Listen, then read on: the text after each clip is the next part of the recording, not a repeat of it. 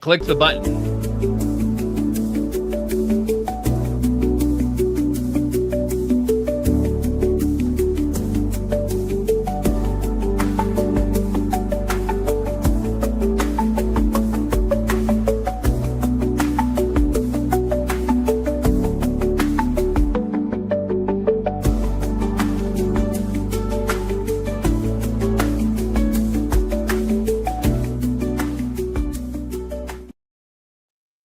Hey, I was wondering if it was, here. I was wondering if it was going to automatically switch over to us or not. So I figured I'd pull a mad face in order to, make it fun. So Just do that. there we go. Have a little lo-fi background music there. There we go. All right. Well, Yeah. welcome to right now. It looks like our one viewer, which might be one of us. I don't know. I don't know. Probably me.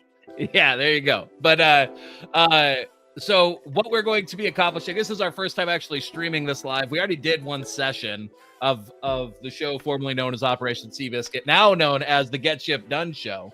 And so what we're going to be doing is we're going to be working live. We're going to be working out loud.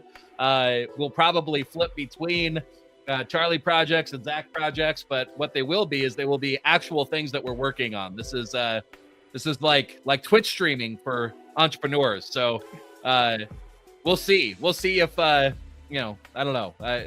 Hopefully we don't also feel the need to start an OnlyFans off of this, but Hey, I've been told I've got beautiful feet. I'm just saying. I was gonna say I got a camera. I can contribute. And it's going to be a lot like parenting. We've got a general goal and have no clue what we're doing. Indeed.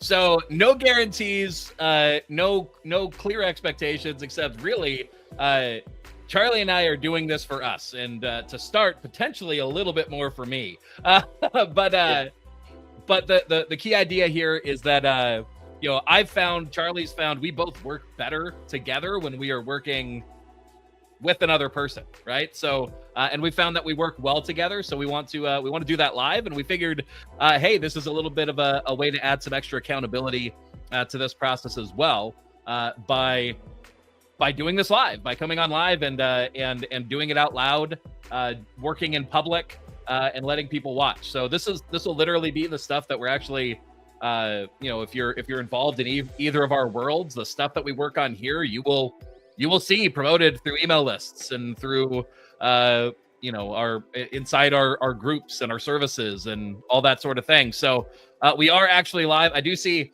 we got a couple of viewers. I think we have it so that like comments and stuff could work. If you're watching this and actually checking this out right now, go ahead and drop a comment. And then yeah, we got myself, we got Charlie Madison on in the command center, we'll say. I also have my assistant Muriel standing by and watching as well. So Muriel might occasionally make appearances. Maybe not in person. She doesn't have to, but she might come in and be helpful as well. So anything else that you want to say before we get started, Charlie? I think, we can talk about, so we're using StreamYard to stream this. It's cool. We're streaming to 3 different phases. My Referrals While You Sleep, your personal page, a couple YouTube. We both have Crisp running in the background that we just use. And, one of the really cool things about this is your AI system takes recordings and converts it into content. And Referrals While You Sleep takes recordings and converts it into content. And so we're like, hey, let's just let other people see this. And I will say this is, I'm feeling a little like it's nervous. I shouldn't be nervous. Right. But, like, it's kind of nervous. Like, hey, we are live right now sharing like how the soup is made. Right? Yeah. The soup. Interesting. You chose soup instead of sausage. Normally I would have put you as a sausage man. Yeah. Boo bros. Surprise. All right. So what are we working on today? Well, this one is actually, it's going to be kind of a quick minor diversion. So this is very much a working out loud sort of thing, but we want to do this right. We want to do this well, right? And so if we're going to start a show called Get Shipped Done, we need at least some sort of logo for this process. for this thing that we're gonna do, because we've got my cool logo up at the top right there. That's my name, but we are currently publishing this to my channels, your channels.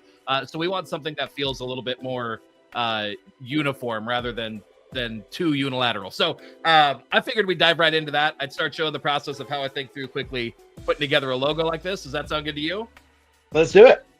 All right, so diving in, I'm going to, my screen share is available. So I'm going to go ahead and shift over to this. And then let's go into ChatGPT, and I'm going to have it start us out and say, please design me a logo for a show called Get Shipped Done. The idea for the show is that it's two digital entrepreneurs. I don't think I even close to spelled that right. Two digital entrepreneurs working out loud. Well, here, you know what I could do is this. Copy the show notes. I'm gonna copy this right here. Yep. The feel of the logo should be modern, minimalistic, iconographic, and should display well on a dark background. Let's see what it comes up with. And typically, what I like to use AI for in this front, and why I tend to start with ChatGPT for this. So Dolly actually isn't my favorite for, which is what this uses. It's not my favorite for getting these logos, but it's the easiest to like put rough ideas in, and it comes back with something that I could then start iterating on. So I want to make a couple notes. Don't include our names in the logo. Maybe use like a boat / ship as the icon for the logo. Do include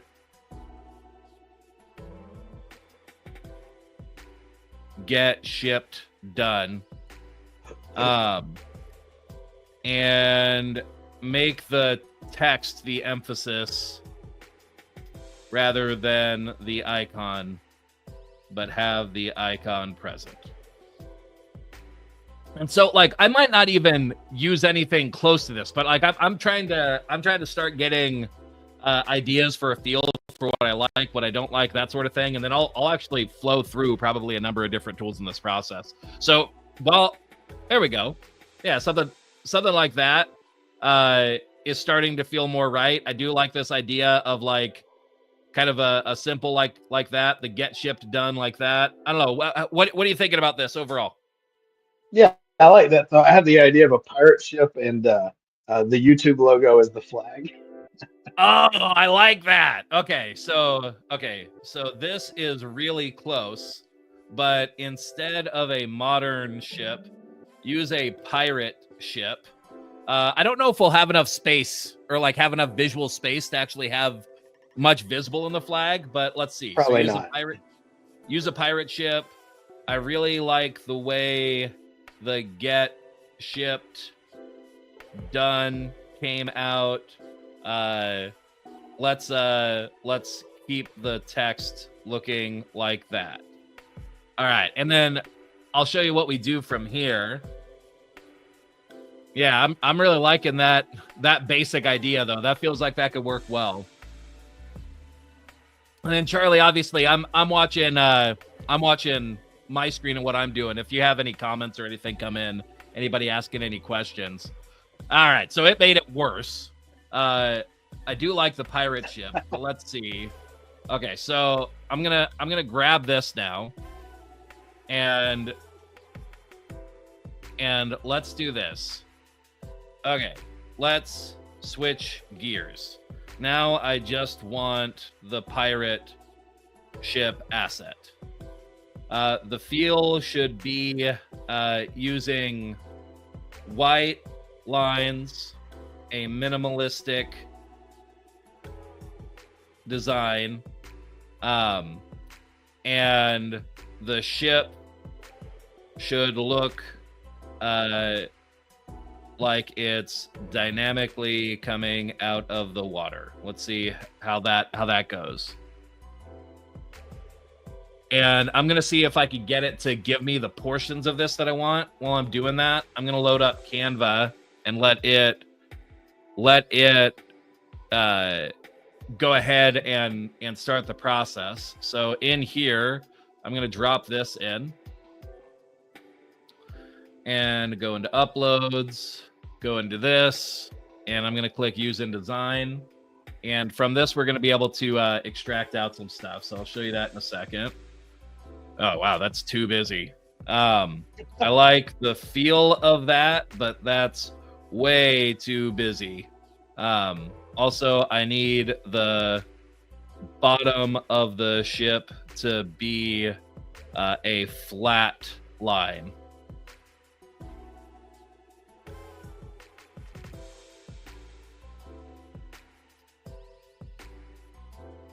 All right, let's see. Let's see how this goes.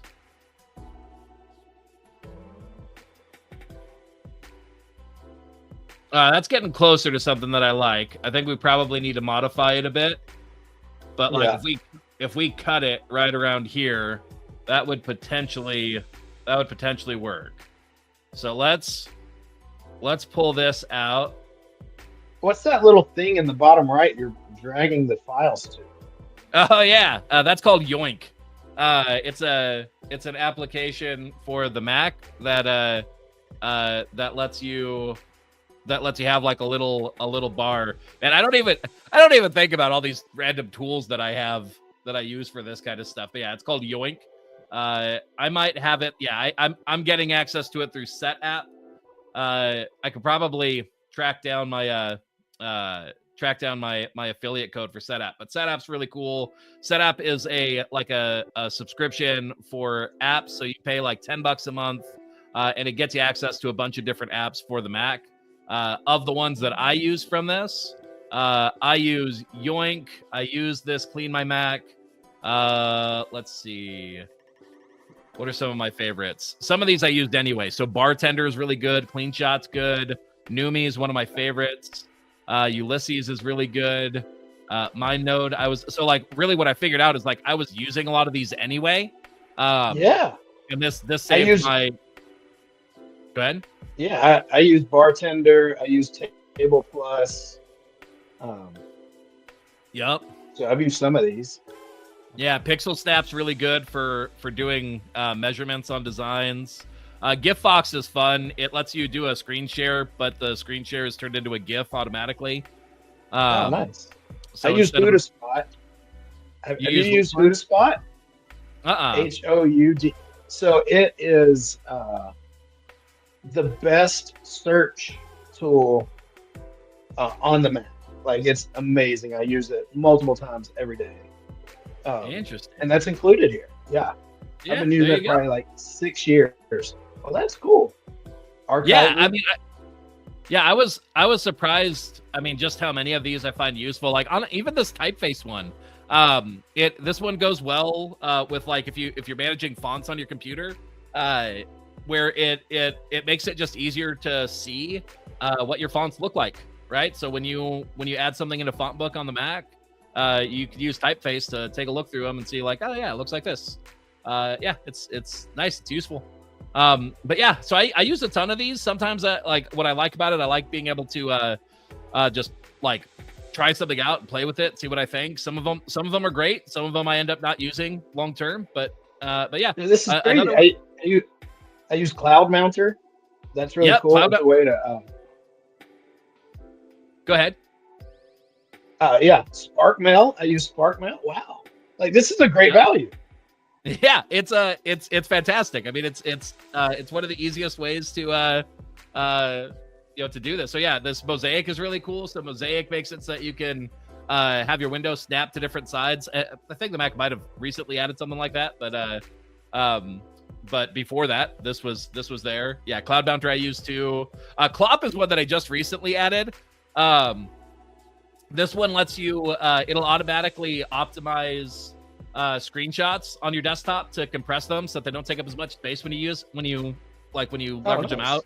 And then you could also, so like here, if I pull this off, yeah. So now I could clop this thing too.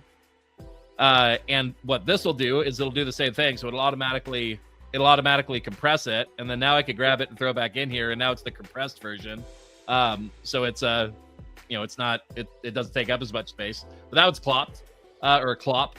Yeah, anyway, lots of cool stuff on here. I kind of continually go through and find oh, actually here, this clean my phone. I didn't know that this existed. I'm gonna have to check that out.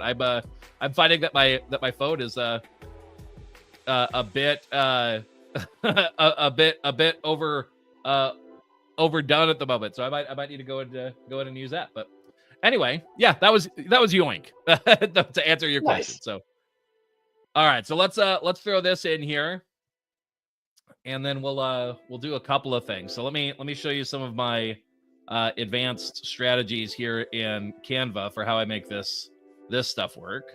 So let's see. This one may not be clean enough. I'll show you how I would go through and do this, but let me get rid of the background. Okay, and then let's throw this on a background that feels dark. Okay, so this is just the built-in background remover in Canva. And then I could come in here and there we go. So I could do something like this. I think right about at that line feels like, well, maybe right about there actually. So I'm going to crop it like that. And then I'm going to come in and I'm going to edit, magic erase. I'm going to get rid of these water splashes. I don't think they're actually adding anything. They're making it look muddier at the size that we're looking at. So I'm going to get rid of those. Here we go. And then, I don't know, what do you think? Do we want the... I do kind of like, actually, the little things coming off the back here. It makes it feel like the ship's in movement. So I don't know. What do you think? Do you like the little things in the back or no? Yeah, I like it. All right, perfect. So let's go in. Let's do this. All right, and then let me go out of this. And then now we're cropped down. We're cropped down to the bottom down there. And so what we could do is I come up into this one, and I'm gonna go edit. Not magic grab. I'm going to grab text. So what's cool about this? Yeah, let's do all text. There we go. Grab. It'll try and match the font, and it's not always great, but it at least tries to get you close. So that's cool. So I could take this, and I don't want the live interactive show. I just want the get shipped done part. And so I'm gonna grab this out of there. I'm gonna bring it down onto here, and let's crop this in further so that we have more clarity on the size of this. There we go. And I'm going to make that a little bit smaller. Maybe something like that. And let's bring this up. Let's bring this up. And let's do... I don't actually like this one. So I feel like is Babus new? Is that the one that I like? Let's see. I feel like that might be close to what we had before. Go back out of here. What did this feel like? So kind of a tall, narrow font. We have the boat sitting this way. I feel like part of the problem with our current boat is that it's tall. That's messing with the overall feel of the logo. But that might be okay. Okay, so to make this feel more similar, we bring it out like this. And I think that's what we're going to need to do. I think we're going to need to cut off a bit of the bottom of the ship.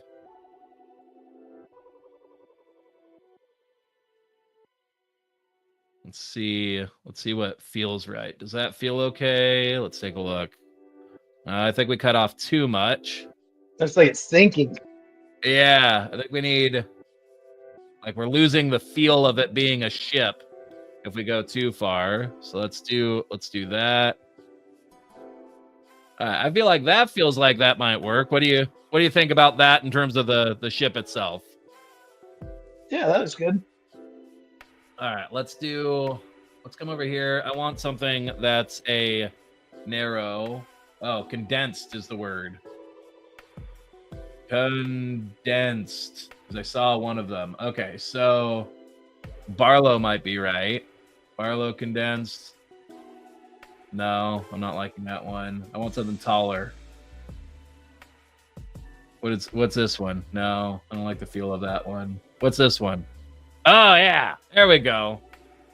Palabas. I don't even know what that is, but yeah, that will work, and that gets us something that feels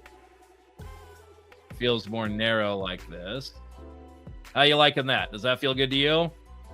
Yeah, that's good. So like I'm not very visual, but you are. So I'm gonna go with you. It's fun to watch this. For the people that are watching this, one of the cool things is like when you work with your clients, like you actually like a lot of times do all this kind of nitty gritty stuff. Like I mean, we're starting a show and you're like, we gotta have a logo first.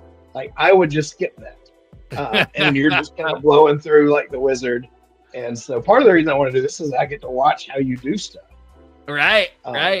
And then the people watching gets to see how you work with people. Like right. The project, like it's pretty amazing. Yeah, it's fun. All right, so let's do that. I think this is the black that I want. I want that to feel like that matches. All right, I think that's looking about right. Okay, one thing that I'm noticing that's an issue though. So let's do this. I'm going to add a page real quick. I'm going to take this. Nope, not that. I'm going to copy it. I'm going to come down here, and I'm going to get rid of this. I'm going to get rid of this outline that I added, and I'm going to just leave the level of this that we want right here. I'm going to go to File. Actually, here I might be able to do it this way. Download. Let's see. Will it let me download asset? I'm not seeing it on here. Okay, what about this? Guides, duplicate page. No, okay, it's not letting me there. That's fine. Download, transparent background. I don't want all pages. I just want number 3. Don't want to compress it. Okay, so what I'm doing right now is I'm getting our cropped version, because one of the things that I noticed was an issue is that it wasn't adding the outline to the bottom portion here like I wanted it to. So in order to get it to do that, I need to bring the asset back in already cropped, so that when I come up here, and now let's take a look. So I'll pull them side by side so you can see the difference. Edit, shadows, outline. Okay, see how it added the outline to the bottom there? That's what I want. Yeah. I want it to add it to the bottom like that. So let's do this. Let's bring it down here. What was my sizing of this originally? I'm just going to try and match that up somewhat. It looks like I got pretty close, actually. There we go. All right. And then get rid of that one. Pull this over here. And let's see. I want it down close to that a bit. And a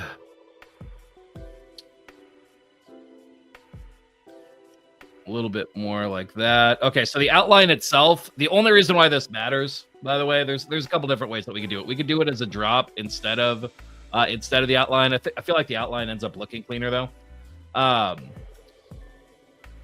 Let's see, let's set that about there. And then, yeah, I have that as all black. Let's make sure this one's set the same so it doesn't end up looking weird. Okay. Perfect. Those are the same. All right. Yeah, that should be about good. I I was trying to explain something a second ago, and I lost it in the midst of just doing the thing. But yeah, so I want those close. I want that outline to come across the bottom. Otherwise, it looks weird when the bottom's cut out like that. So this, to me, this is us ending up now with our logo. Very specifically, a logo that'll work on a live stream. That is what this is for. And so download. I want a transparent background. And you know what? I want to take this and I want to resize. Let me get an approximate here. I don't want to have a bunch of extra space around this. Okay, so I'm looking at about 700 by 600. So I'm going to resize, custom size, 700 by 600. Copy and resize. Open that. I can delete this one, keep that one, delete this one. And then now this logo, if I adjust it out, here, let's again crop this down like that. There we go. And crop this up to the bottom there. Done. All right. Boop. All right, well, let's group this and let's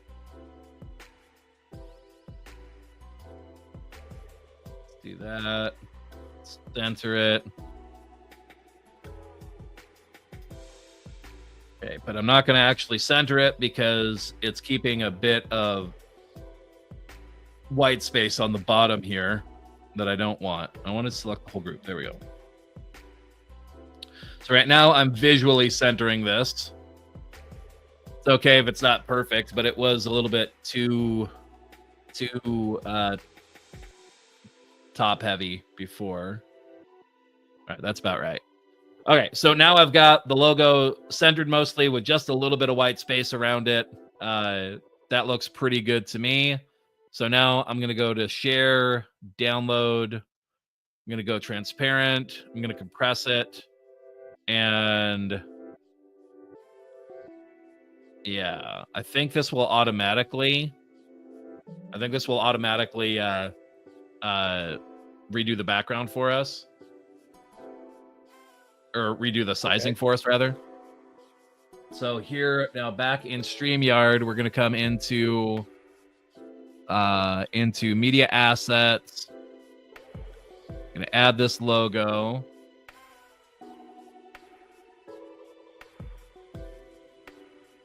That logo. There we go. We're going to open that. We're going to set that. And then boom. Now we got a get shipped done logo on our stream. Looks like, hey, we got a couple of viewers and likes and stuff. So yeah, good stuff. Look at that. There you go. So that is the process. Let me remove that from the stream. That is the process that I would use to quickly go and develop a logo. How long did that take? It was like 15 minutes, maybe. Yeah. And I mean, this is not what I would consider a fully refined, done logo, right? Like, I mean, it's going to be done for us. It's going to be done for sake of, we probably won't spend more time on it. But if I was doing something for a client, or like we really needed to dial in the logo, I'd go a bit further than this. I'd clean up some of the stuff. I might actually take that pirate ship image, convert it into an SVG, and clean up some of the wonky lines that were left by AI. But for sake of this, none of those issues are really going to be detectable at the size that we're dealing with here. So yeah, so we got that good to go. Something else that one thing I wanted to point out, that I mean, I really wasn't paying attention. I was just answering questions that you had. And I'm actually working on a real estate contract over here.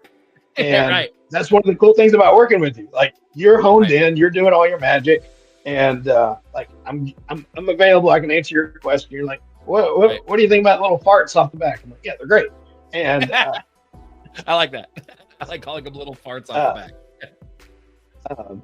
I mean, that's like you just knocked it out. Like you're zoned in, and while we're doing this is the way you work best, and it actually works out great whenever we're working on projects or you're working with clients. Like this is how it works.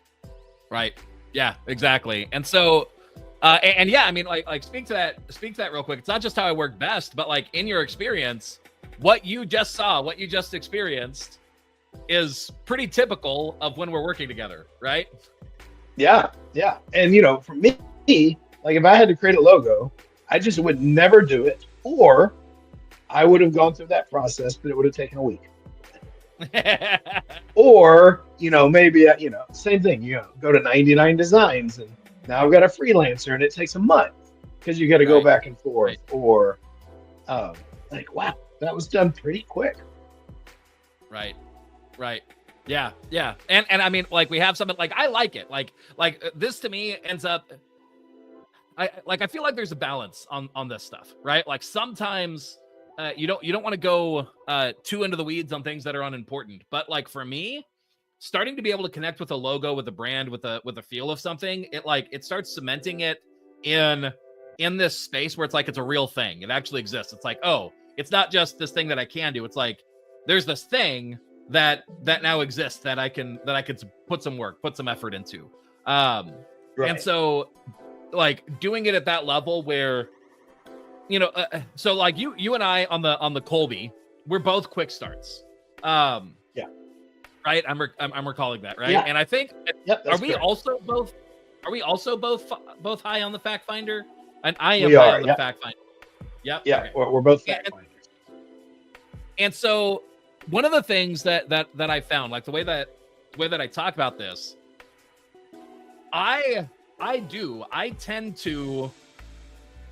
tend to be really good at getting in and getting something done quickly and getting the rough draft, that prototype done. But what I found is that my rough draft prototype, because of like my extensive fact finder and how I do things, is often at sometimes it's better than what some people do if they spend months on it. Right? Like it's that. Go ahead.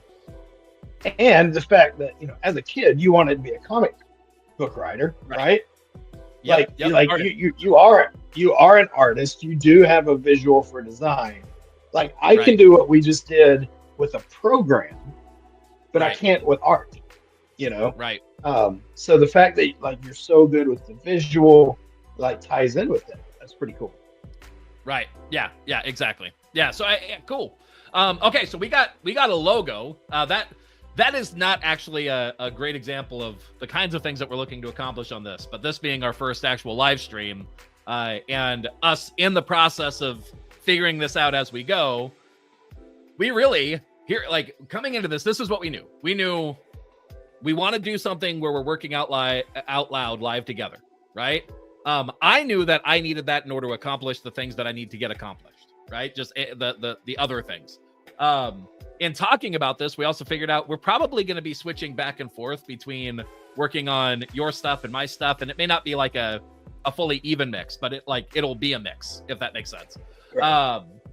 And so we had to go through. We had to dial in the name for something that we both felt good about to be able to do, and we had to do that, right? Like you had some reservations about our original name, so we dialed that in. We didn't do that live, but we didn't do it live on the stream. We did it before we went live, and so that's where we came up with the Get Shipped Done, which was actually a name that I had come up with in the past. That I was like, oh hey, I get to dust that off and use it. So we got that. We needed to dial in a description. In dialing in the description, that was part of what we figured out. It's like, okay, well, if it's not just going out to my audience and it's also going out to your audience, it needs to be presented as if it's us doing this together. We're equal co-hosts on this, and that people who are familiar with you see your name present. People who are familiar with me see my name present, and we get to have clarity of what this thing is and how we did it. So we did that live together. Then we developed the logo, and I'm feeling like our first session that we didn't do live, that we'll probably release at some point. It was recorded. Was us actually doing similar stuff to this, which is Right. what I would say, like, getting ready to do the thing, right? Of figuring out what does the live stream need to look like? What does the branding need to look like? What does this feel like? And I do think, I don't know, for me personally, I found I just have to be okay with acknowledging that I'm going to do some of that, right? That I'm going to make the thing feel right. I'm going to make the thing work right. I'm going to make it feel like something that I feel comfortable continually coming into, continually using, and building out the system to then just run that system the rest of the time. And so that's what we did the first time. We dialed in, like, how are we going to display our names? What does that look like? Having our URLs underneath and what URLs we want to show. And like that might change over time, but figuring out that we want some background music in here and how to do that. Getting some of these media assets dialed, that sort of thing. So we spent a session doing that. Then we got in and started working on just some other stuff that I needed to get accomplished, to like literally the technicalities of, I recently formed an S Corp and needed to get my Stripe stuff updated so that when we get to the point of putting out sales pages, that those are set up correctly, right? But yeah, I don't. I kind of went down a tangent. I don't know. Bring that home for me, Charlie. What was my point? Yeah, like, you got to get set up a lot of times to be able to move quick later, right? And like for me, I mean, this came up. I was like, what you do is amazing. Like, you help people get 12-week projects done in a week. You know. And give or take, but I mean that's what you do it. And like the way you do it is very unique to you, very valuable. And I was like, well, let's, like, me and you have done this before. Let's just do it live. Right. And like, so one of the things is, like I said, I would never do that locally. And in the long run, it actually is going to make a nice big difference. Right. And like, there's a number of things that you usually have to do up front to get a project going that I would skip, or if I hired a freelancer, it would take 3 weeks to back and forth. Or if I delegated it to a team, the teammate would take 3 weeks. And you've got the quick start, and we talked about this, you've got this compulsion. You have to get it done right, you have to get it done thorough, and you have to get it done now. And so like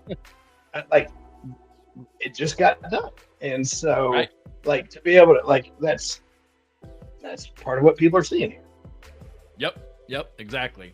And shoot, in the process, I mean, some of the other things that we saw, I didn't even think about the fact, like, Yoink is literally a tool that I use every day, multiple times a day, a ton of times. And so you being able to watch over the shoulder and just seeing that happen, I never would have even thought to point out, like, I use this tool called Yoink that helps. It's like, literally, you only see some of that stuff by literally watching the process happen. And it's probably one that you're like, oh yeah, I see that being useful. Yeah, I mean, that's one of the reasons you can move so fast is, going back to willpower doesn't work. You have built a computer environment so you can move very quickly, and that's a small thing, but it adds up. I was like, oh, I need to have that. Yeah. I mean, and another part of my process that would be hard to display through this sort of view, but I have my laptop down here and then a screen up at this level, and then I set my camera right above the screen so that when I'm looking at the screen that I'm typically working on, I'm looking close to eye level, right? It's not full eye contact, but it's better than when I'm looking down here at my at my laptop screen. But having those two screens, that makes a massive difference. And I know a lot of people are used to having two monitors, but some people may not be. And if you're not currently working with two screens, man, here, like, let me pull this up real quick. Even if you want to be able to be as, whatchamacallit, here, let me get this pulled up, as portable as possible. Let me add to stage. There we go. Even just getting something like this. So this is nothing super special. It's $70. That's not super expensive. What this is a portable monitor. This isn't even necessarily the one that I would recommend. This is just the first one that came up. You can get the right kind where it will literally, if you've got a MacBook, This plugs in via USB-C with one cord that both powers it and is the display connection. And so you can get yourself 2 monitors that you can literally, both of these, like look at this thing. This ends up being about the size of a, it's smaller than my MacBook, right? It's thinner than my MacBook, and it comes with like a cover that makes it so that the screen is protected. So you can literally throw this in a backpack, throw this in a case with your computer, and if you go out and work at Starbucks, you could still have 2 monitors. This is something that I use all the time. An iPad as a secondary display works well too. With I forget what it's called. Do you remember what that's called? The secondary monitor thing that you can do with the iPad. Do you know what I'm talking about? No, I don't know. Let me see. I call it screen mirroring or something. They had a specific name for it. Screen mirroring is where the setting is. They had a different name for it though. Anyway, but an iPad is a great option too if you happen to have an iPad, but you don't need, $300 to $1,000 device depending on what iPad you get in order to get that functionality. You could spend $60 to $70 and get that aspect of what you need. Through a secondary monitor like that. But yeah, that's like literally cool, the idea of having a second portable, like if I'm at Starbucks, that I can still set that up there. I never thought of that. Yeah. Well, and so for me, part of what I did, so I lived full time in an RV for about 6 years, and it was really important to me to be able to take my entire workstation wherever I was. When I could, I would work out of the RV. If I had a good enough connection, that I would work out of the RV, and I had a setup to make that work well. But there were times where I had to like drive to where I could get to an internet signal. Like I'd have to go to a McDonald's or a Starbucks, or even sometimes just go to like the campground lodge or whatever to be able to get an internet signal. And so me being able to say, hey, like I need to not be limited by my location.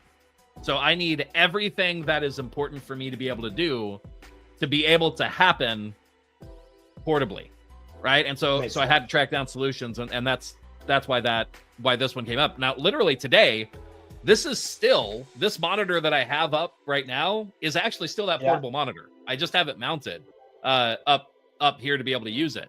It's nothing special. It's not a massive, like it's not a massive display, and I might get some value out of that. But like, man, like I sort of thrive sometimes on like, I don't want to overspend just for the sake of overspending, right? I like getting things done cost effectively. I'm not against spending money on the things that are necessary, right? Like when I bought my computer is a solid computer. I didn't cheap out on it. Because it's core to what I need to get done. So it's not that I'm against spending money on things, but I really do like figuring out how I could find the things that are as cost effective as possible to get a massive return on anything invested in it. And this portable monitor has really served me well. And not a great $60 to $70. You take a lot of pride in being thrifty. I do. Is that fair to say? I do. Yes, indeed. But yeah, and I'd say like my thriftiness isn't just about trying to do everything as like completely cheap, as much as like, I don't know, seeing what's possible at least, and being willing to spend on the things that actually matter. But yeah. Anyway, okay, so let's continue on. So we got a logo developed.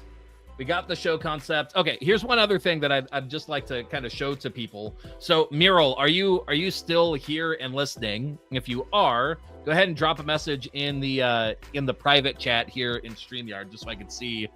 Yeah, perfect. Okay, one thing that I want you to do for me, Mural, can you research free, royalty-free, looping background audio tracks that are geared towards streamers? Can you research sources for that for me, so that we have some options that we could potentially do to add into the stream? Because I know there's at least been one time where Charlie felt the need to switch the audio track because this was getting old. And I imagine that's going to happen again. And so I'd like us to have options So Mural, in that vein of what you could be looking for, there's probably some sites that already exist that we could just grab stuff from. We don't want to spend money on this. This is something that we just want to see what's available. We might be able to AI generate something like this. The key would be that it would be something that could loop, though. Something that it generates enough, but it could be a looping track that just keeps running. So see what you can find for me on that. And then in terms of style of music, I feel like this is about right.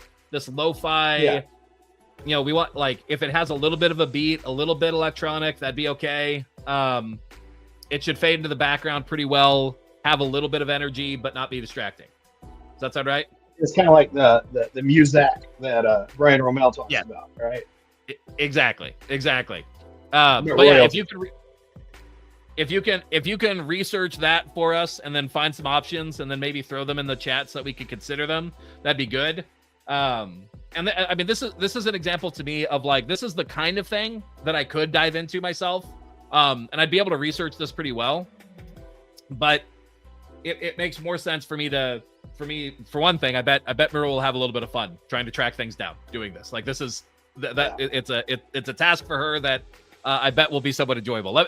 Mira, let me know if I'm right, that this is more than just a I don't know, just an assignment. I feel like you'd actually enjoy kind of tracking this down, and you might use it yourself in other things, other projects at other times. But yeah, yeah. See, so I know Mira well. I know that this is the kind of task that she'd enjoy. But and what anybody who's watching, we have a private chat going on in StreamYard, so that's what I'm reacting to. Okay, so she's going to be tracking that down. So I've got that process running. So mentally for me, Charlie, like, the way that this works is, like, whether it's with AI or whether it's with people, I've got the thing now out of my mind and running somewhere, right? And so it's going, it's working. And Meryl, just let you know, it's not super urgent. So if you don't, like, note that as well. You don't have to find it during the stream. If you're able to divert to that, then cool. If not, then feel free to do the research, and on one of these other episodes, we'll have that available. So just let you know for sake of priority. And then what we use to actually track our work together is we use a tool called Lean Time. At this point is what we're using. It's an open source project manager. There's some things that still need to be improved on it for me to fully love it. But one of the things that it does well is that it makes it really easy and clear to set up who's working on what, be able to track time, track things to specific clients, track projects as a whole versus the tasks that are needed to complete them. And it's open source and something that we self-host on Alessio. So so yeah. And so this is something like, Miro, for you could add this as a task. That's something that you could be working on, but you don't have to. So if you have something else that's more pressing, then feel free. Do you guys use ClickUp? I wouldn't assume you do. We did before. I have a high aversion to things that I see myself getting to the point where, in order to keep using it, I have to start to upgrade to a per user cost. If I can pay for something and not get to that per user cost, then I'm much more likely to consider it. I'm much more likely to use it. I hate per user costs. They're the bane of my existence because it makes me have to factor for more things than I want to factor for when it comes to, like, profitability and stuff. So I'll pay per user costs on Google. I'll pay per user costs on some things, but if I see that, like, in daily use for the way that I use things, if in order to get to the next level, I'm gonna have to do a per user cost, then I don't like it. So ClickUp we had been using before this. I switched to Lean Time to preemptively prepare for the future. Because you have to go to a per user cost in order to not be limited by, like, the number of tasks or the number of, I forget what it was. There was some aspect that I looked at. It was like, okay, I'm going to hit that limit. I know that I'm going to hit that limit, and I would be willing to pay, but I don't want to pay per user. in order to do this. I want to be able to factor that I just use this tool so that I can adapt up and down as needed. But anyway, does that answer that question? Yeah. But yeah, and then like I also considered alternatives like using NocoDB and building out my own project management through that. That would be doable, but lean time does the majority, like it does everything that I need in a package that's already designed well with a good UI and all of that. And so it's easier for us to easier for us to build out a system that's usable with more people. Like I'm even running some projects with my wife through lean time as well. So things that like she's working on professionally too. So anyway, so and makes it so that I don't have to train her as much either in order to be able to use it. Whereas if I built something out in NocoDB, it's gonna require some learning in order for somebody else to kind of learn how to do it. But yeah. Nice. All right, what do we got next? So like the overall project. Well, let's talk this through. So this is the other thing that I like to do in these kinds of meetings is just to make sure to set the intentions. Like let's reset for a second here. What time are we going till, by the way? We go until 1? What do we have? I'll have to look. One thing while I talk to you, I often just pull up all these tools you talk about. So I got to switch tabs. Yeah. We've got till 1. So. Okay, perfect. So setting the intention kind of for this latter part of this session. Since this is something that we can both work on whatever we need to, I know what's high priority for me is getting a mid-ticket offer launched. And the mid-ticket offer that I'm working toward is selling access to Brandy. And Brandy is my agentic assistant that I set up that takes the transcripts from anything that I do in a meeting like this. It'll do it with this. Although I think my Zapier tasks are on hold right now, so it may not technically do it with this right now. But what it does is it automatically turns the meeting transcripts into social posts, and I can start to have it do anything like emails, blog posts, that sort of thing. But what it does is it extracts the components, turns it into individual social posts, and then presents those to me in Telegram to say, hey, here's a new post that you could use. So I want to take that, I want to turn it into a mid-ticket offer where I show people where I set it up so that other people could get access to it, and I sell access to that. So that's one thing that I want to do. What right now for you are your priorities? And then let's think through what is the best way that helps us both most accomplish our goals. Because there might be a way that we skin 2 cats. So mine is a mid-ticket offer that teaches people referrals while you sleep. Okay. At a high level. So it's pretty similar.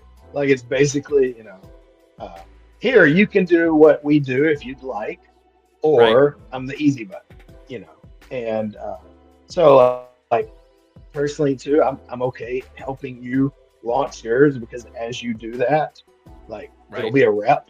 Because I think it's fair to say one of our goals this year is to have a mid-ticket launch cadence that leads. So, that'd be kind of cool if me and you once a month work together to both of us launch a mid-ticket, Right.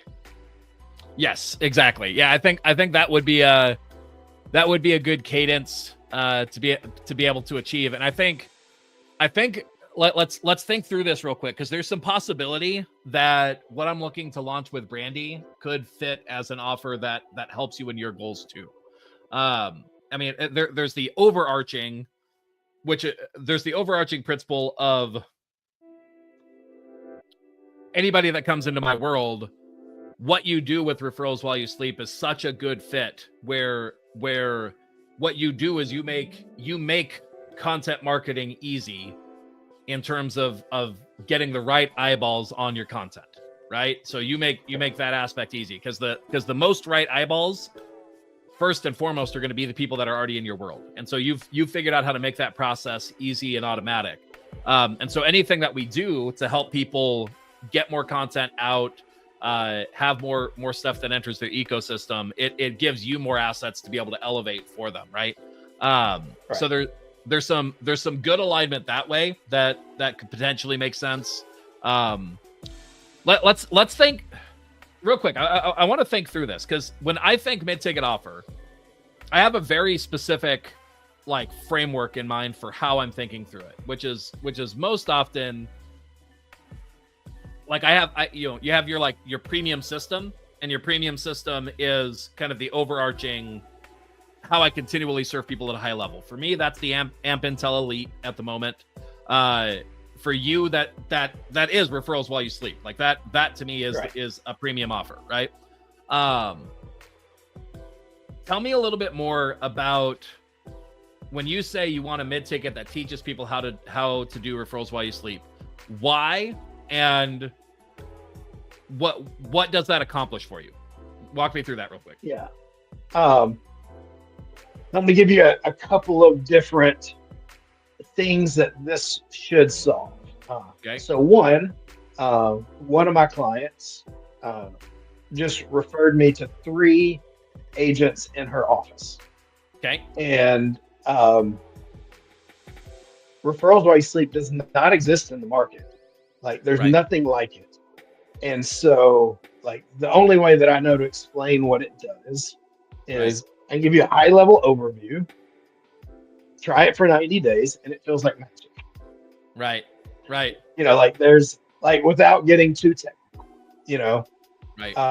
So one, it would be really nice to be able to, you know, have some simple training that shows, like, I could say, you know, if you want more info, here it is. The other thing is I've got some, like, a lot of like newer agents have more time than money. Right. And after the 90 days, they're just like, I just don't have the money. And so it'd be nice to be able to serve them. Okay, perfect. So and there's one more. Cool. Go ahead. And this might be one of the most important to me. I make it so easy, right, that many of my clients think, oh, like what he does is just super simple, and like I can have anyone do that. So I've got a lot of people that have assistants, or like one of the agents the other day just said, all that you do is post pictures. I can do that. Right. And so like to be able to, it's one of those things, like I'll give you all the details to what we do, because it's taken a lot of work to make it seem really simple. Right. Because I think that'll help the positioning, help the selling. That makes sense. Okay, so let me reframe this a little bit for you in a way that I think might be helpful as well, which is one of my key lessons from the Zach Hansen world of the mid-ticket offers. Hey, look, we got Miro found some stuff for us. So we'll take a look at those in a second. But one of the things that I found really useful in the mid-ticket offer sort of thought process and framework is that I don't think of mid-tickets as serving anyone other than my premium audience, right? And so I'm going to focus on serving my premium audience and essentially open the doors to more than my premium audience. Okay. And so in that vein, here's some ideas that I have for you. How well documented do you have your process, your onboarding, your training, so that for your team who's getting people set up, that they have a clear flow to say, here's what it looks like to get somebody set up? How well organized and documented do you have that? It is somewhat documented. I mean, the team has documented it. That's not my big strong point, you know. And, you know, with me being the quick start, I'm always improving it. Right. So, I mean, I've got something set up for last month where we're always, I mean, every month we're changing stuff. Right. Right.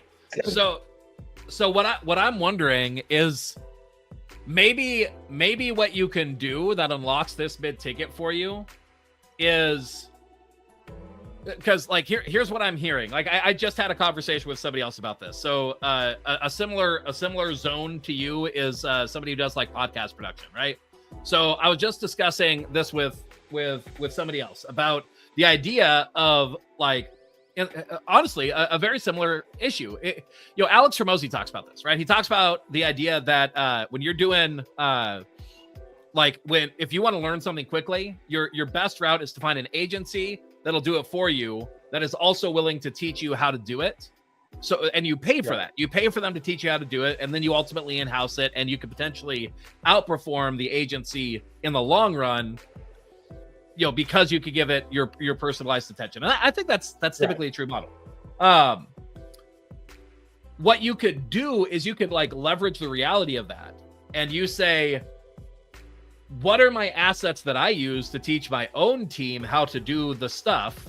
And can I just make minor tweaks and changes to that so that it's essentially the same content that I would have somebody else go through to learn this process, right? That I would have somebody else to go through to essentially, like, the way that you think about it is you onboard your own team. Well, can you just onboard somebody else's person to do the same process? And set it up so that people have access to that way. And I think you are right that there's probably some parts of the mechanism that like that you'll need a little bit of polish, a little bit of context to give somebody who you're not specifically onboarding the information that they need. But ultimately you're a lot more leveraged if you have them literally just flow through the same process, that you say, hey, this is what our current process looks like. This mid-ticket offer is essentially a bit of the wrapping around this process that we flow our internal team through anyway. Right? Does that make sense? Right. Mm-hmm. And then I would imagine it solves that problem where you're sort of saying, hey, the thing that somebody wants to do or wants to learn is, how do I do this myself? Well, to learn how to do it yourself, you show them your process for how you have your team do it, and you get the leverage. You get the leverage out of creating a better asset for your internal team, which ultimately serves your premium clients. But you get to leverage that out even further, and ultimately, some of your premium clients may have need for this too, where they ultimately want to in-house it. And if you set it up right, there's actually still some long-term benefits too, where maybe they aren't using the full suite of referrals while you sleep, but they still want access to your magic link tool, right? And that's going to cost them, right? Like they still need something that's going to be able to keep them having those audiences automatically built, right? That's something that would be really hard for them, to do themselves, especially. They might need access to the system that you build out and use internally in order to actually do the posting, and like the way that you think about connecting things together and all of that, right? Sure, maybe they don't need you to actually be running the ads. Like maybe long term you get these other systems set up and they want to go in and run the ads, set the budgets and whatnot. Right. Okay, but they still probably need you for these other things. And you could essentially train up their person who will run it, keep that person involved in your community so that they're getting access to the updates and improvements and stuff over time. It might be a slightly different cost, but ultimately still serves the same group of people. Right. What do you think about that? How does that feel? Feels bigger and more daunting. Does it? Yeah. But that could be good. I mean, part of the goal of it is to say, hey, if you've got more time than money, here, go ahead and do this. If you want to hire an admin to do it, I mean, that could work really well. Right. Because one, it is a really good snapshot of what we are. It will show, truly how daunting it is. We've been working on this for 5 years. It's crazy, probably even show some holes in our system where we can improve it, and there's also this fear Right. man, if I show my internal systems, like, Right. whoa, you know, and but then I kind of think back to Dan Sullivan, you know, like you can take everything that I do today and in 6 months it's going to be obsolete because I'm always growing. You know, my Right. feature's always bigger than this. Like Right. we just launched the feature I've been working on since last June, and we're already Right. working on the next features, right? So, Right. and that, you know, this is again one of the things that I like. Like I've got an idea, and like there's part of me that doesn't like your idea. You Right. know, like it's challenged me. And I also kind of think, yeah, I mean, it actually helps me get more like, I mean, it's almost like three birds in one stone. Like it really helps me get more of where I want to be. Right. So, And so let so, me so yeah, see if I'm open to that. this makes it feel any easier. Right now, what do you do to onboard somebody in your team to train them up on your process? What does that look like?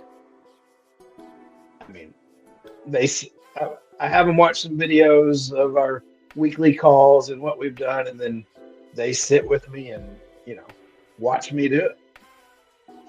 How long does that process typically take? A few weeks. How much in terms of hours? I don't know. I've got no clue. If you had to guess. I'm trying to. Well, I mean, one thing I'm really good at keeping team members now. So Right. it's actually been. I mean, it's been a long time since I brought on a team. Right. I don't know. Let's say 40 hours. 40 hours. Okay. So are there clear phases to that process of the 40 hours, and how much of that 40 hours is the so when I train people, the way that I think about it is I do it, you watch, you do it, I watch, you do it, right? Like that phase. Yeah. And so in that process, the I do it, you watch is most of the actual training. The you do it, I watch is more of like a feedback process, right? And then the you do it is just now it's officially on their plate, and there's still, you know, changes and stuff over time. But thinking through it that way, if you know, for the 40 hours, do you think if you just showed somebody kind of a live view of here's what you go through and do, do you think it's that full 40 hours that you're doing that, or is more of it, or is some portion of that the you do it, I watch? Oh yeah, of course. Some of that's that you do it, I watch. You know. Okay. So I mean, we've got the initial onboarding, which is like client setup, Right. and then we've got the what we do when we receive the content.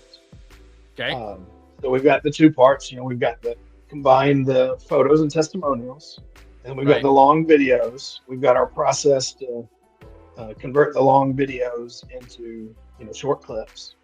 Right. And then we've got the process of combining all those assets, creating the captions, scheduling them. Right. And like that, I mean, that right there would be like one training. And then, you know, a completely different one would probably be how we run the ads. You know, like, I mean, those are really two separate gifts, you know. Right. And so, you know, so it could be, you know, either one of those, you know, and then how we run the ads is, you know, you got to post the content, and then you got the campaigns, and all that fun stuff. Yeah. So like, I wonder, I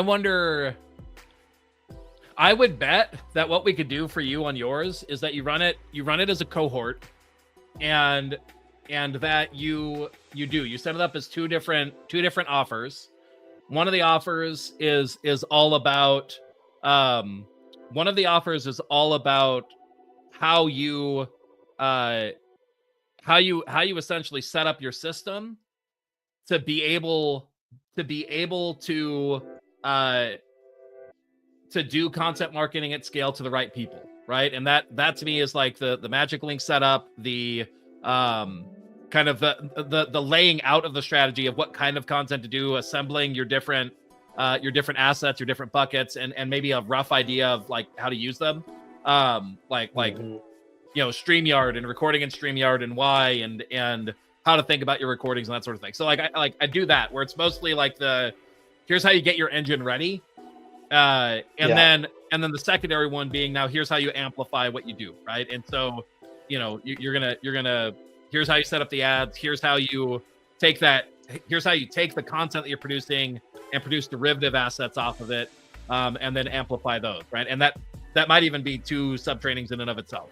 Because like the key thing that I look for is somebody buying a mid-ticket offer. What they're buying is they're buying some sort of result, right? And what is the result that I could wrap my head around to say this feels like it's something that's at least valuable, right? Right. And then for you, like the delivery of it doesn't need to feel hard at all, right? Like what you do is you set a time, once a week where you're going to spend 2 to 4 hours taking somebody through literally whatever the step of the process is. So like, what's the first step? What's that? Giving them the overview, showing them how to do it. And you already know how to do all that because that's what you've had to train somebody how to do. So you're just walking people through that. And then potentially having a secondary session that's like what questions are you running into? What problems are you running into? I'd probably chart that out and figure out, if you had to make your best guess, what are kind of the key phases of the process? And then chart it out to see, is it, you get the first part in 4 weeks, in 2 weeks, in 1 week. Like, I don't know. You'd have to think through like what all's involved in that, and knowing that most of your time is going to be spent just showing people how to do the process. Right. Does that make sense?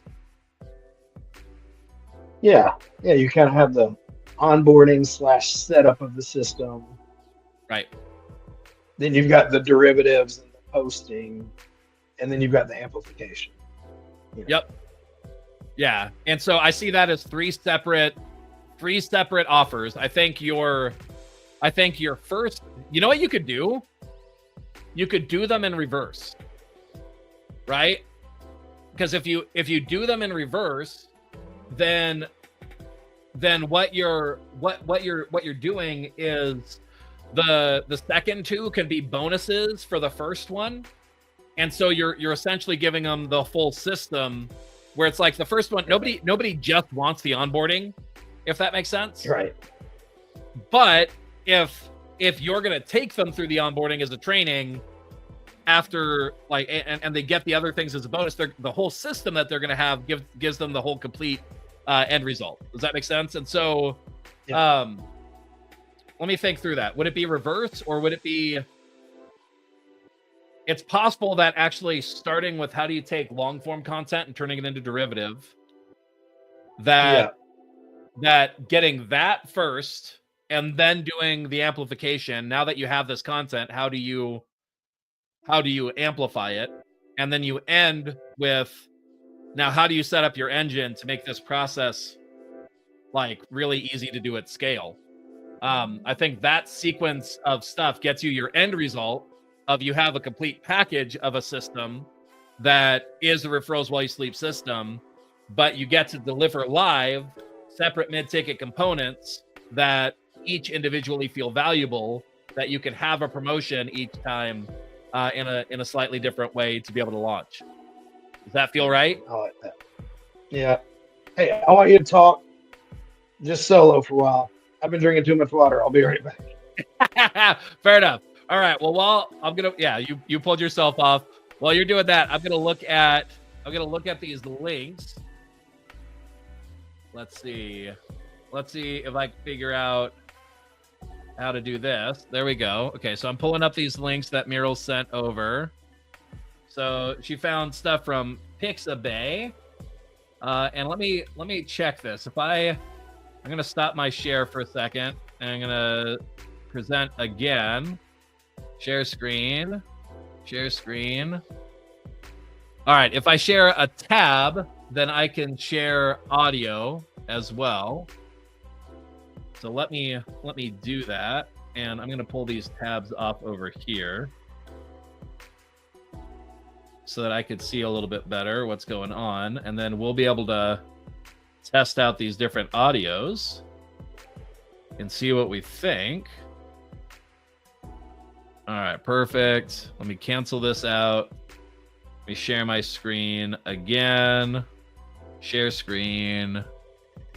All right, I'm going to share this one. Perfect. Okay, so we got some things to test out here. I'm going to drop the background music off for now, and then we're going to test these out. Meryl, if you're still there, let me know. Can you hear this? Is that coming through on the stream? Hopefully it is. Hopefully the audio's coming through. All right, perfect.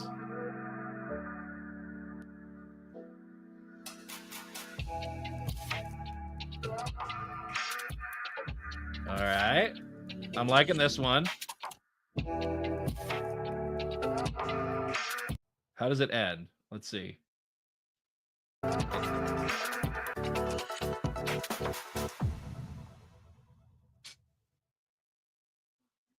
And then how does it start? Yeah, it'll be interesting to see what that one would sound like looping. All right, then I need to switch which tab I'm sharing. Stop share, present. All right, this will be a little bit annoying for a second. Yeah, here we go. Let's do this one. Okay, so this is the groovy ambient funk. Ooh, that's loud.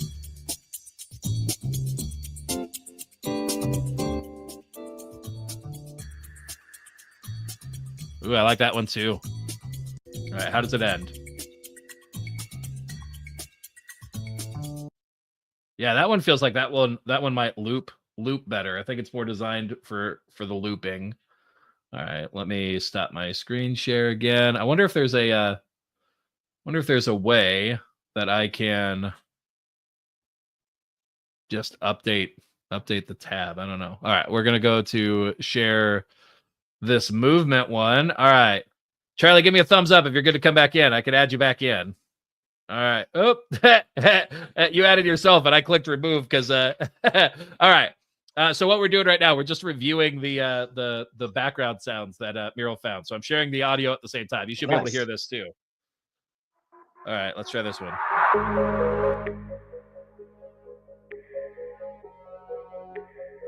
How do you like this one?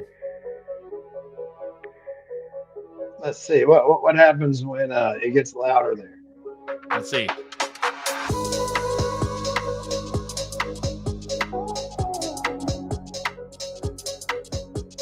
Could be good. I wonder if the difference in low to loud will work good, because it goes from low to loud. So right, I think we might need something that's more steady. But let's see. Even. All right, so that's that one. Let me present a new one. Actually, here I'm gonna try this differently. I'm gonna open a new tab. I'm gonna go to this first one, and then let's see if I update them. All right, we're gonna try something new. We're gonna learn something live here to see if I can make it so that I just share one tab. And what do I want? I want deep future. This one, hopefully. Okay, tell me, can you hear the audio? Did I share it right? Can you hear the audio? A little bit. Not How as about loud now? as okay. Yeah, but I think it's through your speakers. Oh, you know what? Well, you're not hearing it through my speakers, but you know what? What's probably happening? Crisp is yeah. Crisp is cutting out the well, maybe not. No, I don't have the active going. Yeah, I don't know. Oh, you know what? Your Crisp is probably cutting it out. If you have the so if you go into Crisp and then look at your speakers, turn off the active noise cancellation for your speaker. I've ran into that issue before where I couldn't hear it, but it was on my end that it was cutting it out. All right. See if Let's see. see if that fixes it for you. I'll leave it running while you're doing that, so you can see if it changes.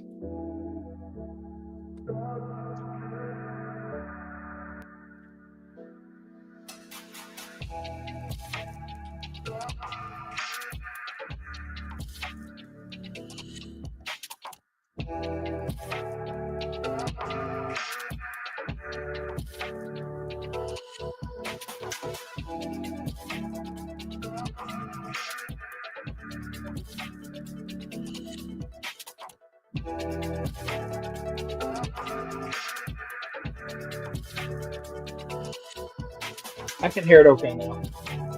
You can hear it okay now? Yeah. All right, so we got this deep future.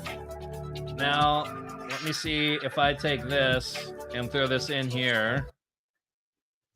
Okay, this one's called Glossy. Yeah, and it did update it, so that's good. I haven't listened to this one yet.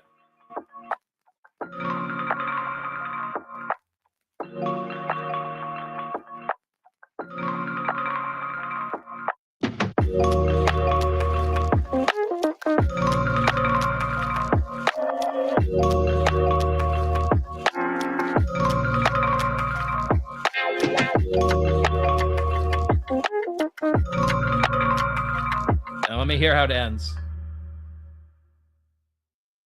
Yeah, I mean so some of these are not set as well to be looping. I think only one of these is set to specifically be looping. Let me find it. This one. So this one here, this one's really set to be looping. And you can kind of see like it goes right up to the end. Throughout. Yeah. And like it literally just cuts off, but I bet yeah, this one will loop well. So let me get these downloaded. Download that. All right, perfect. Groovy ambient funk. I'm gonna download some of these other ones too, and then we'll have them in the StreamYard whatchamacallit for this. And then I mean you can feel free to to play with which ones you end up liking. So let me stop my screen share real quick.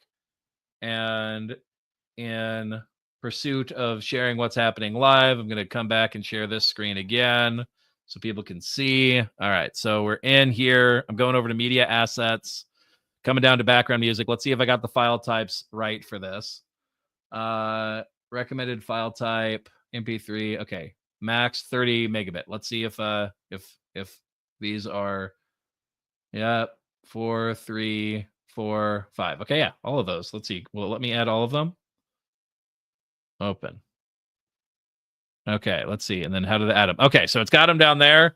Can you pop into your end and see if so like Glossy should be ready. And see if they added through on your end. Oh, and then I had like muted the background. Turn it up a little bit. Is it coming through all right for you? Yeah, I hear it. Yeah. Boom. All right. Well, we got some new options. We can play with them, see which ones we like or not. If you happen to be watching, you can let us. Which is the one that you showed at the end? Looked like it would be the best made for looping. That one was Groovy Ambient Funk. There we go. It reminds me of did you ever play the Xbox game Fusion Frenzy? I did not. Oh man, it's so fun. It's like a little arcade game. You got 4 people and you do like American Gladiator type games. And Nice. It had music like this the whole time. Whenever we meet, all of us and our kids will have to play that game because it's a lot of fun. That sounds good. Good call. Yeah. Well, we will. We will have to actually meet each other sometime in person. One of these days. One of these days. Oh, it switched and then it switched back. What happened? I know. I'm trying to switch back. I'm used to you being on the other side, but I can't switch here. There we go. I just switched it. It You took me did. like Thank 3 you. times to make it work. Yeah. I just kept doing the same thing over and over of dragging it, and it took like 3 times to make it work. Yeah. All right. Okay, so What do you? so talking through the mid-ticket offers. Yeah. So for you, I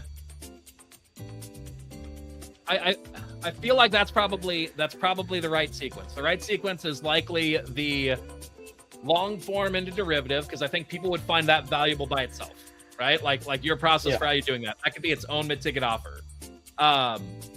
No, and then know that you're ultimately like building out. I'm going to piece these together as an overall system that I end up being able to sell as well. So that one, and then I think your next one is probably how to amplify it, right? And like in both of those, part of what I would be telling people is I'd be saying like, you know, hey, and then you're going to run some ads. That's beyond the course, or you know, the scope of this offer. If you join referrals while you sleep, we'll gladly show you how to do that process. We'll actually run this for you. But anyway, so it gives you the opportunity there. You can also mention, like, you'll also have the ability to mention in all of these, if you're part of referrals while you sleep, you will get access to these trainings when we release them. Our plan is to be working on these over the next couple of months. So you'll automatically get access to all of them if you do that. And then, anyway, so I think I would start with long form to derivative as a thing. I'd do amplify, you know, like how to run ads, like how we think about running ads, our system for running ads to the right people, that sort of idea. I'd do that one that really focuses in on like strategically, what do you set up, all of that. And it might be a little bit light on the, like, you may not go into too deep how you set up the right audiences and whatnot. That's more of your onboarding course. Right. But you would still touch on it. You'd still say like, this is the kind of audiences that you want. Now with referrals while you sleep, we use something called the magic link that makes this really easy and effortless and automated. But what you're going to do is you're going to get access to these links. You're either going to download those and upload them or whatever. Key thing here though is you either got to build a habit to do anyway. You get this idea. So like you would talk about each of those, and then you would show the process, and then I think you end with the how we do the setup, knowing that you won't just like really what you're doing is you're think about it this way. Mentally for you, the workload is that you are delivering just the onboarding. But when you do the third sale is actually selling the complete system, right? Like, because you're just using the training that you already captured to close the gap on the end portions of the system.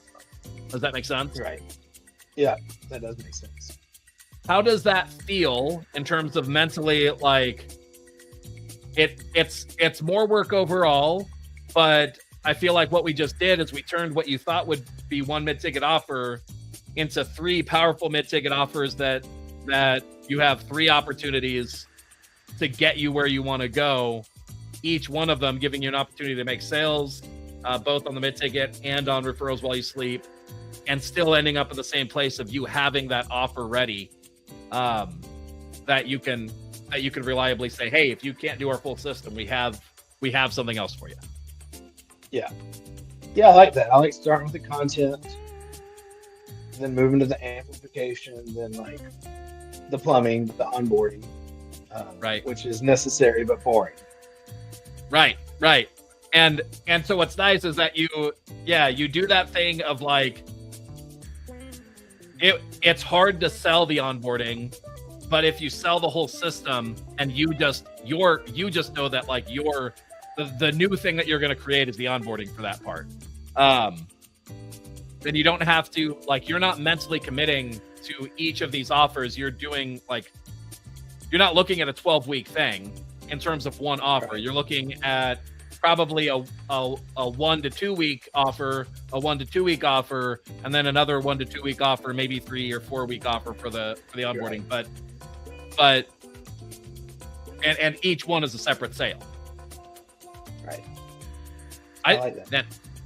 Yeah, I feel excited about like just figuring that out, honestly, because like I think that, like, I know for me, like my gut on the first thing was like you're right. This is originally sounding like this would be this is going to be hard, like, because you're looking at like a 12-week thing to be able to deliver on it. I'm like, man, I don't want to make one mid-ticket sale in order to sell a 12-week thing. That sounds like its own premium thing. But I think we figured out how you could get to the same end result with more sales opportunities.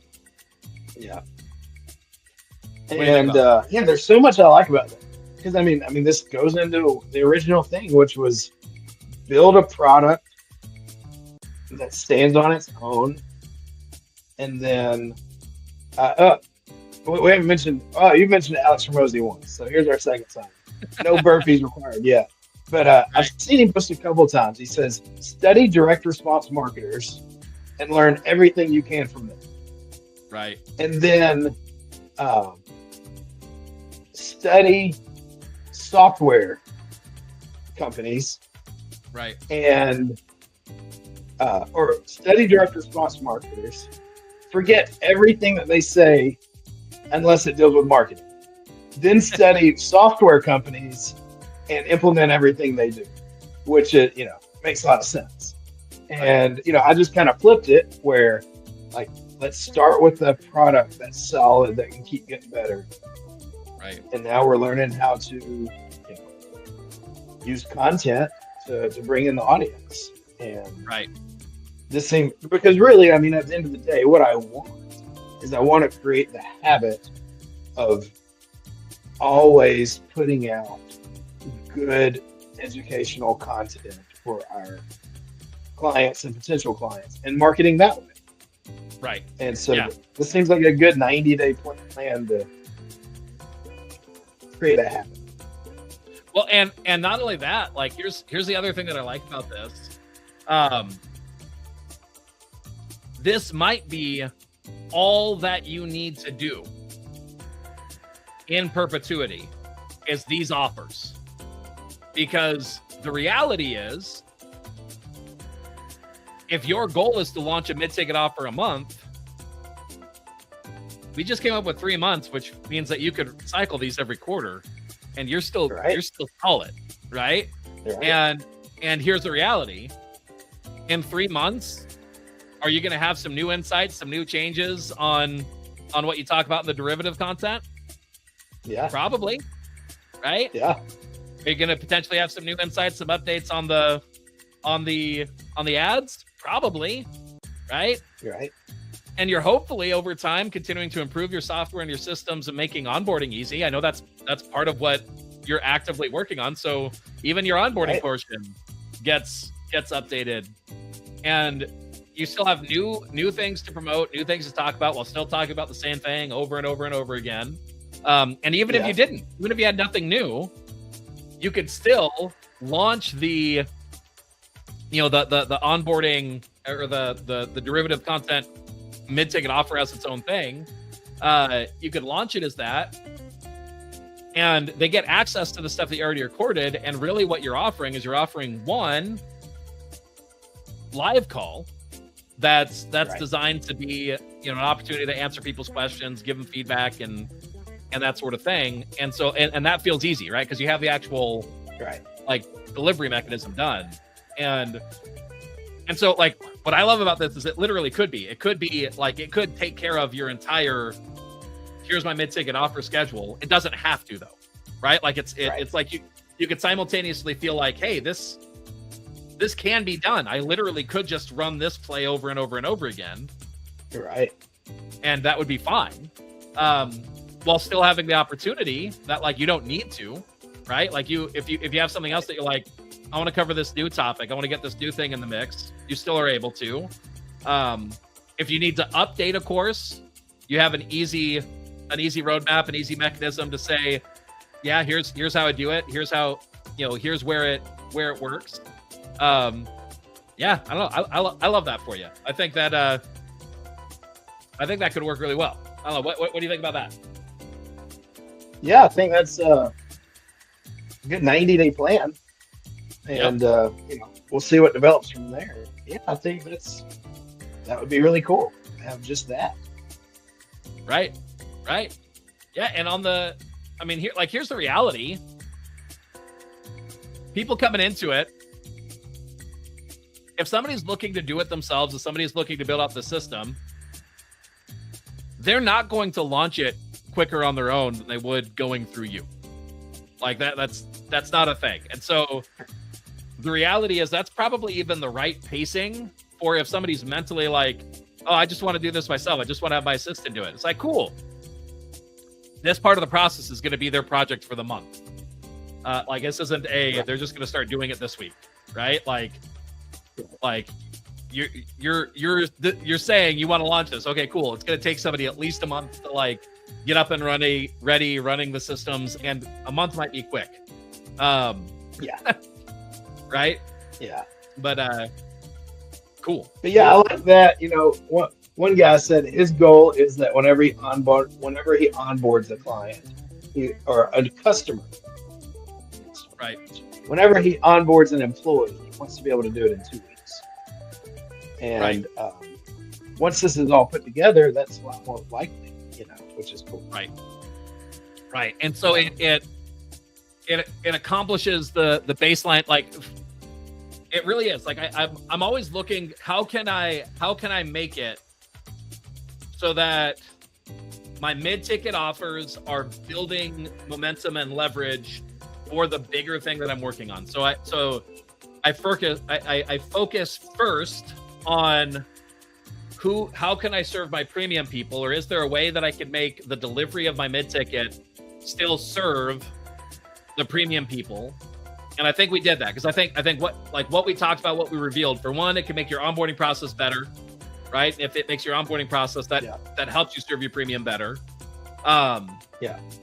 For the premium people, it's pretty realistic that some portion will want to in-house some portion of this, and you having a mechanism to say, let me create space for that in my community, right? Where it's like, let me create space where, maybe they're not paying for as much of the service. They're dropping down to some other aspects, but they want to keep the updates. They want to keep the magic link. They want to keep these things. Well, here's what that would look like. Like, you can pay for access for your person to stay in our community, stay knowing these things, keep access to the information, and you at least have a reasonable, like, what does that continual retainer for their team look like if you guys aren't running all the services? Right. And like, how to describe this? It's not that you have to optimize for that. Like, you still make it reasonable. Yeah. For what, meaning reasonable for you, where it's like what it takes you and but at least gives you a path where you say, like, hey, we're not claiming that the only way that you do this is doing it through us forever, right? Like, here's what the process looks like, and feel free if you want to in-house it. Yeah. Here's what it would look like to keep access to what we do and all of that. And having an answer for that, I think, gives people more confidence to be like, all right, this feels like where I can plant a flag long term. My goal, though, from the book Simplify, my goal is to make it cheaper than they get it in-house. Like that, my goal is not to just make it crazy. Like, I'm not trying to maximize profit as much as maximize clients for life utility, Right. And I think that's part of what's nice about this is, like, it kind of gives you the backing to be able to say, hey, call my bluff on this, right? Like, I'm literally going to show you how we onboard our team. If you could figure out a way that you can do this process and not need my tools that I've developed to do this in order to drastically feel like it's worth the money, then you should do it without me, right? Like, like if you truly feel that way, you should do it without me. Because, like, there's aspects of what you built that, like, I would never recommend that you just let people use for free, like the Magic Link, that software that you've developed that makes that process, easy, right? Like, yeah, they have to keep paying you if you're going to keeping their audiences updated, right? So yeah, I think you've designed it well, where you have a really solid, like, even teaching them how to do it ends up being more clear sales for why they should just continue anyway. Right.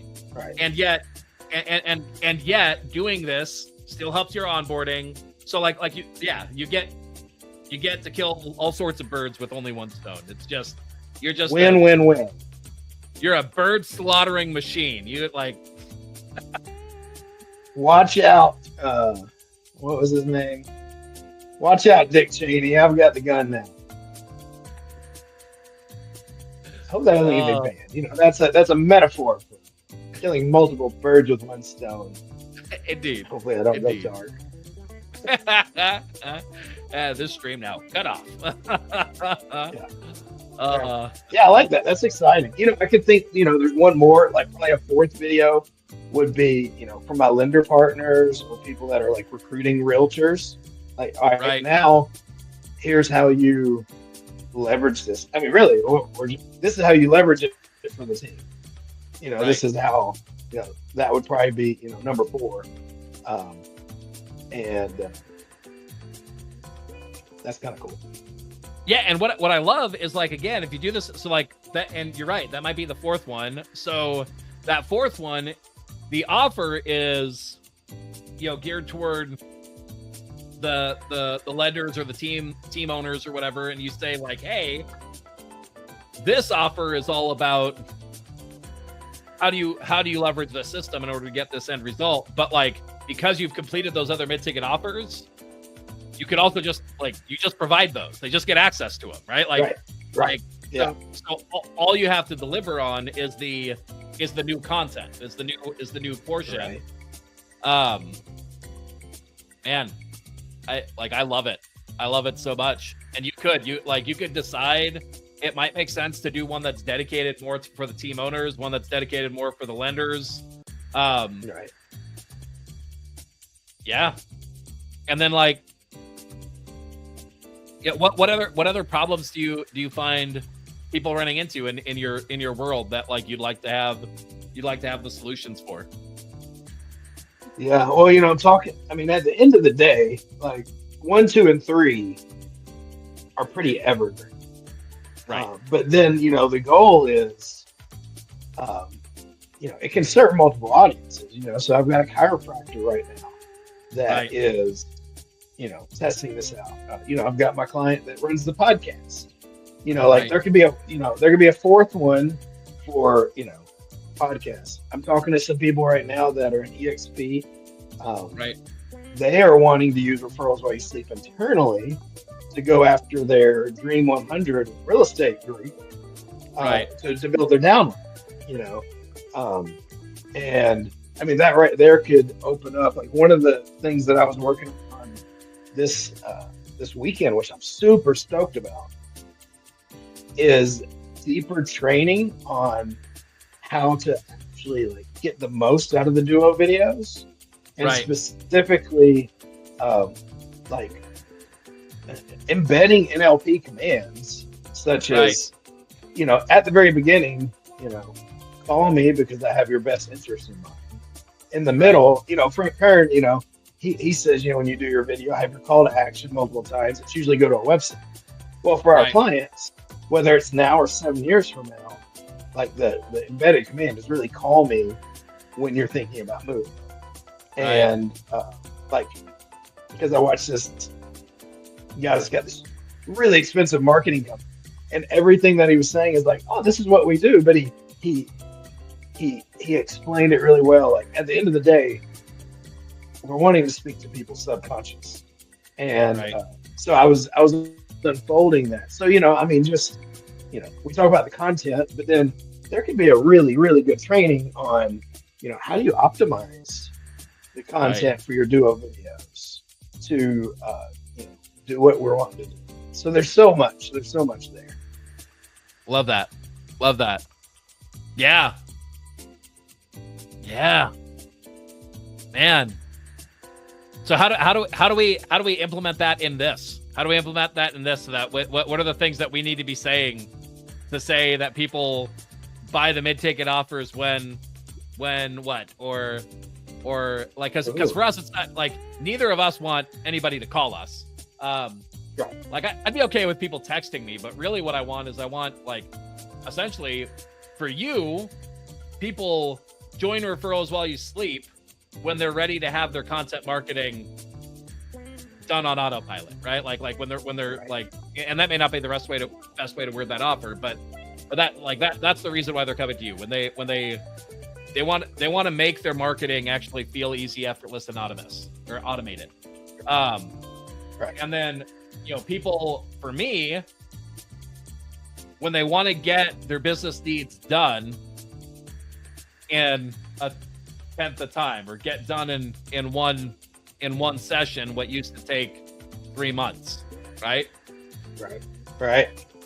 Yeah, you want to knock out your quarterly rocks, right? And how does someone raise their hand in your world?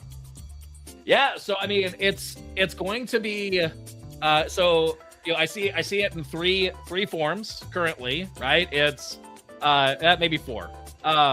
So I look at it from the low level up to the top, right? So at the low level, it's join my email list in order to stay aware of what I'm up to, right? I share value through my email list, right? So like that's kind of the first entry, where it's like you want the result, your lowest entry into that process is to join my email list to stay up to date on the cool things that I'm working on and how I can help you, right?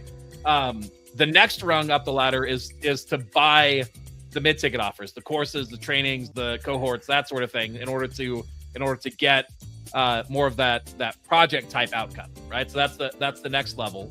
The third level is join Amp Intel Elite, where you get the continual help in a community of people who are all working to do the same things, and we're implementing get shipped done sessions and that sort of thing to accomplish what you need to accomplish. And then the highest level, but this is what's interesting, is that I'm not actually looking to get a ton more people at the highest level, right? So so keep that in mind. But the highest level is when people have the cash available, the time available, and they know that they just want to get their rocks done. That's when they reach out to me directly. And I actually have right now, if I recall, I have let me see. tidycal.com/Zach Hammer. Is that what it's set up at? Let me see. I'll have to see if I can get this. Yeah. Oh, you know what? That's funny. Here, let me show you this. I couldn't remember where I used the get shipped done. I couldn't remember. It's funny to me that we went that route, but you see, I did not set this up, or I did not set this up for the show. Am I sharing my screen currently? Can you see it? Yeah, I see it. Yeah, so this is one of the other ways that people can go tidycal.com/Zach Hammer, and they can book these sessions. I have strategy sessions and acceleration sessions. The only difference between the two is that strategy sessions are honestly a lot like what we just did today, where part of what we needed to get clear on is what do our next steps look like? What are the opportunities? And we haven't fully finished this yet, but that's kind of the way that I think of through a strategy session. It's less the outcome is that you have a clear plan, right?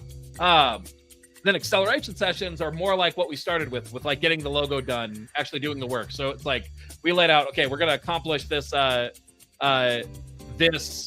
this specific mid-ticket offer. We're working together to actually do it live. Anyway, so like that's the other way that somebody could take action. They either reach out to me and we talk about what they need and they book the sessions that are necessary. Or if somebody wanted to, they can literally book a session and book it on my calendar. And if they've paid in advance, like I'm good to do the sessions if they can find the time. So, right. Anyway, so does that make sense? So those are my four levels. And so the other way that you can think about it, I don't know exactly the action that I want somebody to take. I haven't optimized for this yet.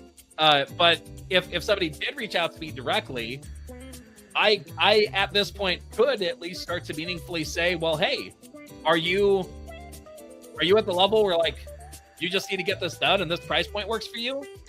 Well, then that's probably your best option, right? And then over time, my expectation is that I will only have so many of those times available. So my demand for that time goes up, my price goes up too, until I start getting that price elasticity point where for people to book those sessions, it starts becoming more and more expensive, right? And so the demand on my time starts dictating those prices. And it's like for anybody who can't afford that, that's where Amp Intel Elite works. And for anybody who that doesn't make sense, that's where the mid-ticket offers make sense. And for everybody, signing up on my list and getting access to the information that I publish for free. So that's kind of the top-down approach on that. I don't know. Does that make sense? Yeah. You know, one of the things that the other Zach mentions is, you know, he's like, you got your mid-ticket, and then, you know, just offer your premium, you know, the people you know, so you can get them in. And, right. Those are the two options there. But I like that. I like your levels. It's true, you know. You know, I think if you've got big goals and like you really want to get stuff done, you or your team, by far it makes the most sense for them to reach out to you. It's amazing that that was called Get Shit Done when you know that's what this is. This is named. Pretty crazy. Indeed. Yeah, I remembered that I came up with that name. I couldn't remember where I put it or where I used it, or what I used it for. But yeah, so it, like, I don't know, it makes sense because essentially that's what we're doing. These live working sessions are how I work with clients. So it's a show where, you know, we're going to be working on your stuff like we did. We're going to be working on my stuff as well. But like, that's what we're displaying. We're displaying live what it's like to work with me. And yeah, anyway. And that's that, you know. Yeah. So I guess mine is, you know, sign up for the mid-ticket offer or apply for the 90-day trial. And, right. You know, I have noticed that to apply for the 90-day trial, like we do have some, like you've got to be successful in real estate. Right.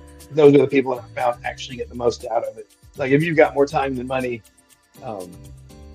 you know, after this training, you can just do it yourself, right? I love that. So yours is the mid tickets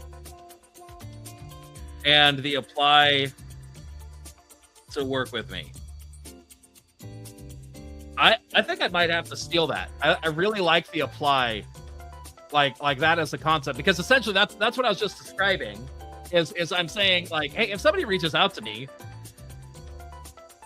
if you can't afford the time with me, I don't see that as like a moral failure or like that everyone should be able to afford it, right? Like legitimately, my goal has always been, I want to never hold anything back, and that people choose their level of intimacy with me, either just the email list, buying the product, buying the premium, or buying one-on-one time, basically depending on like their demands and their needs. Right now, I'm not a slave, so it makes sense that I'm going to set the pricing of that time with me based on the demands on my time and based on the competition for that time. And so not everybody's going to be able to get access to that time. That's fair, right? Like that's fair that I keep those separate. But the reality is, if somebody applies to work with me, even if it's not a good fit for them to work one-on-one, I have other ways, other capacities that I can help them. And I would rather say like, hey, this is not a good fit for you right now, but this might be, right? Or this hit ticket might be, these products might be a good fit. Here's how you can get access to that, get into my world. So I really like that. I like that kind of the primary being, you know, for both of us. I would say for you, it's the apply for a 90-day trial, right? And then for me, 90-day trial. And then for me, it's apply to work with me. Right. And the reality is that if we're doing this right, for me, 99% of people probably will not be where they work with me directly, right? But it's like me presenting the high end and the low end. Like I could present like, hey, here, opt in here in order to get this thing, or join my email list. This is where this next episode is going to be coming out, right? Like there's, tofu, mofu, bofu. The typical strategy there is that you present people both your tofu and your bofu. Your tofus point to mofus, and your mofus point to bofus, but you're presenting the top and the bottom at the same time, right? Yeah. So yeah, so I think strategically, it's like for you, kind of the same thing. What are the ways that people are coming into your world? That's the top end of the funnel, and sort of the continual offers that you make, that you test and see what to do, but then you're always presenting the top end, and the top end for you is the apply for the referrals while you sleep, system. And for anybody that's not a good fit for that, you leverage your mid tickets, you leverage that as the downsell. For me, same thing. It's apply to work with me directly. That's going to be the top end of how somebody can engage me. It's just not everyone's going to be able to, and I'm not looking to maximize that. But if I have those applications coming in, then that makes it easy for me to point them in the right direction based on their needs. Right. That feels really good to me in terms of like how to think about that and structure that. So thank you for that. So, okay. So yours is apply for 90 day, and mine is apply to work with me. Okay. So if that's the case, right? That sounds right. I'm understanding that right? I'm not putting words in your mouth. Yeah. No, that's correct. Yeah. The mid ticket or apply for the 90-day trial. And okay, so with that, how do you deploy on the NLP portion? And we're past time, so we'll have to hop off after this, I think. But yeah. So I mean, you are my next appointment. Right. Indeed. Yeah. I mean, maybe this is part of what we do. Maybe we're transitioning that. That part of our process is like this is the live working session, but we do content separately. So anyway, but yeah. So that's a good question. Okay, I actually had that. What would the NLP? So if you want, I can. Let's see. So how did I get it with? So what I did was I took my Claude project for referrals while you sleep, and I found that video that had like the 10 things. I was like, hey, help me find the NLP words for this. Right. And it was like, save this video, share this insight, reach out. But then it boiled down to call me. Right. And that's the best one for the rangers. So, but like, what does that look like? What does that look like in the flow of the episode? So like, when I think about NLP, I think like, so the call to action is call me, right? So, and then mine is, apply to work with me, right? Or whatever, right? So like, kind of role play that in the phase of like, say we're going to do an episode for you. Like, do you know what you want to talk about yet for your show, for instance? It's probably going to be this. The NLP. It's going to be, it's going to be about the NLP videos and the idea that you really want to hit the subconscious. Okay, so in that episode, walk me through like, okay, so you really want to hit the subconscious, right? Like you're laying out that concept, you're talking about that. Now, how do you put in the NLP command of apply for the 90-day trial in this way where like it feels in the flow of the content? I don't know. Can you demonstrate that for me? Let me show you how I'm planning to do it with the real estate agent, and then you can kind of help me. All right. Yeah, see if I can present this screen. I think this is it. Let's see if this works. Yeah, here we go. So we'll look through here. So here was my notes, it was a great YouTube video by this guy named Mark Young with Joe Polish.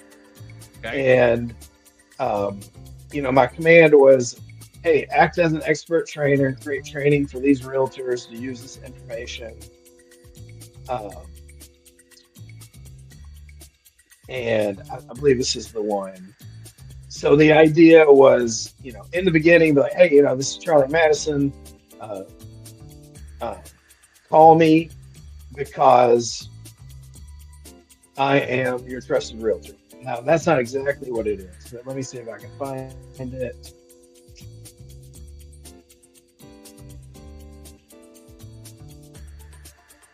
Oh, yeah. So I want the embedded command to be call me, and then use the word because, and it's one of these things. Call me because you can count on me. Call me because I'll represent you honestly and fairly at all times. Call me because I want to get you every dollar I can.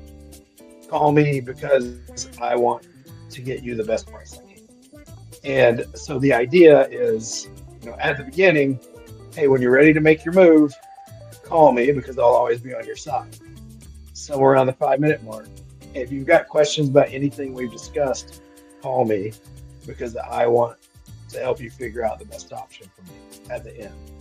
Remember, when you're thinking about real estate, call me because I want what's best for you. So that's the framework. Okay, so the framework is that helps a ton. So the framework of the actual process there is when you want X, do the embedded command because of this, right? So when you want this thing that you want, do this. So for you in these episodes, it's how would you describe it right now? So I mean, obviously, there's the promise of referrals while you sleep, which is referrals while you sleep, right? Yeah. So it's when you want your content marketing to actually work. So go ahead. So one of the terms I'm playing with that I really like is what my enemy is digital amnesia. Okay. Which I think is just a great description. When you want, but I mean, so it could be, when you want to never be forgotten by people when you want consistent closings, when you want to not have to work, I wouldn't do that. When you want to only work with clients who appreciate you, when you want to know you'll never be forgotten, when you want, at the end of the day, you want big, easy, consistent checks. Okay, I have an idea. All right. When you want to live rent-free in the minds of your best clients, call me. Yeah. Does that make sense? Yeah. Because that is the ideal outcome, right? So that is one of the things that I've learned. We want to state it in the positive if we can. When you want this positive outcome, right? And I think people connect to that idea of living rent free in somebody's mind, right? Because that covers the that feeling of they can't get you out of their head, right? And you're there and present and there's a connection to that phrase. People understand that idea that he's living rent free in your head, right? Right. So that might be your phrase there. So when you want to live rent free in the minds of your best clients, because that's the other thing that you're saying. It's it's not everybody. It's specifically the best, the perfect, the ideal client, right? Yeah, it's like quality. It's funny. So I was actually talking to this um, really successful coach. He used to coach with Chet Holmes, Tony Right. Robbins. He coaches a lot of the. He used to he kind of helped launch Craig Proctor Coaching. Been around, and we talk about the Dream 100 and quality and working with great partners. And he Right. told me he had a conversation with someone that said, "Hey, I've got this lead magnet that will fill up your calendar every day with agents, and I'll fill up your calendar, and you just call them and qualify them and close them, and we'll split the money." I was like, "Oh, great! Like you'll become you'll become an ISA, you know." Right. But when we talked, and he's like, "But I don't want that. Like, I don't want to talk to 100 low quality, low, like I'm not low profitable leads every day. I don't want to just sit at my, just like I just want to talk to a few quality people that Right. can get me to 100 grand a month. Right. Like I want to be targeted. I want to be specific, and that's the difference, right? Like, Right. yeah, you don't have to talk to 1,000 people to close 10. You can talk to 12 to close 10. Right. Right. Yeah, exactly. Yeah. And so Yeah. and I think it would be go to, you know, uh, maybe rentfreetrial.com and apply. Yeah, It could right, be, right. uh, and that's what it'd be like, because that's what he said. Like 7-word phrase that gets, stuck in their head. Like, Right. like go to rentfreetrial.com and Yeah. apply. Right. Yeah. I Or love that. I love whatever it that. is. Yeah. I love that. And yeah. Now I'm trying to, so that I mean, that really unlocks it for me, because that's when you want desired outcome and optimizing for the desired outcome that you want to speak into somebody, do this action, and like optimizing for that action in as clear and concise a way as possible. And then you also include the because, and for you, what's the because?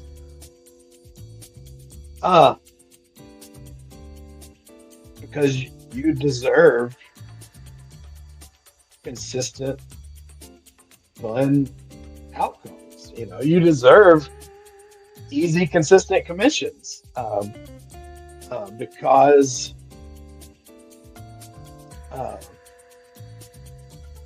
because I want the life that I have for you. Right. Right. Because you can't believe it until you see it. Right. So Because you've never seen anything like this before. Yeah, I would say I think out of those I most love the because I want you to experience the magic of what I've unlocked for myself, right? Like I love, because honestly I feel like that's a big part of this for you, where it is like and that conveys a number of things to people. That conveys like there's a bit of a personal mission to unlock this for other people that I know is part of what's true for you on this. But it also conveys this reality that you're an operator. You a practitioner. That's the word that I'm looking for. Like this is not, you just came up with this idea. This is what I do for myself. I want to give it to you. Right? Which is very different than the person who just went through a course and is now suddenly a marketing genius is in their mind, right? Like, no, this is I've actually proven this out in the real world. I want you to experience what I've already experienced. It makes it feel like when we look at the value equation, the perceived likelihood of that ideal future being one of those parts of the thing, the fact that you have already achieved it and you're bringing them back the path to the promised land that you've already found, feels like a much more sure thing than I have this idea. Do you want to try it with me? Right. It's like, no, I've been there. I've seen the promised land, like milk, honey, all the things flowing, right? Like, come with me. Here now. Yeah. Come join me. Here is the luxury jet that I'm sending to you that if you get on it will bring you to me here in the promised land. Right.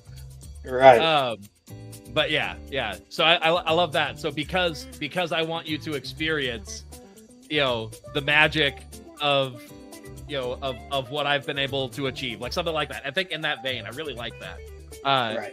I don't know. What do you think about that idea? Yeah, I love that. And I think what I love as I came up with this is,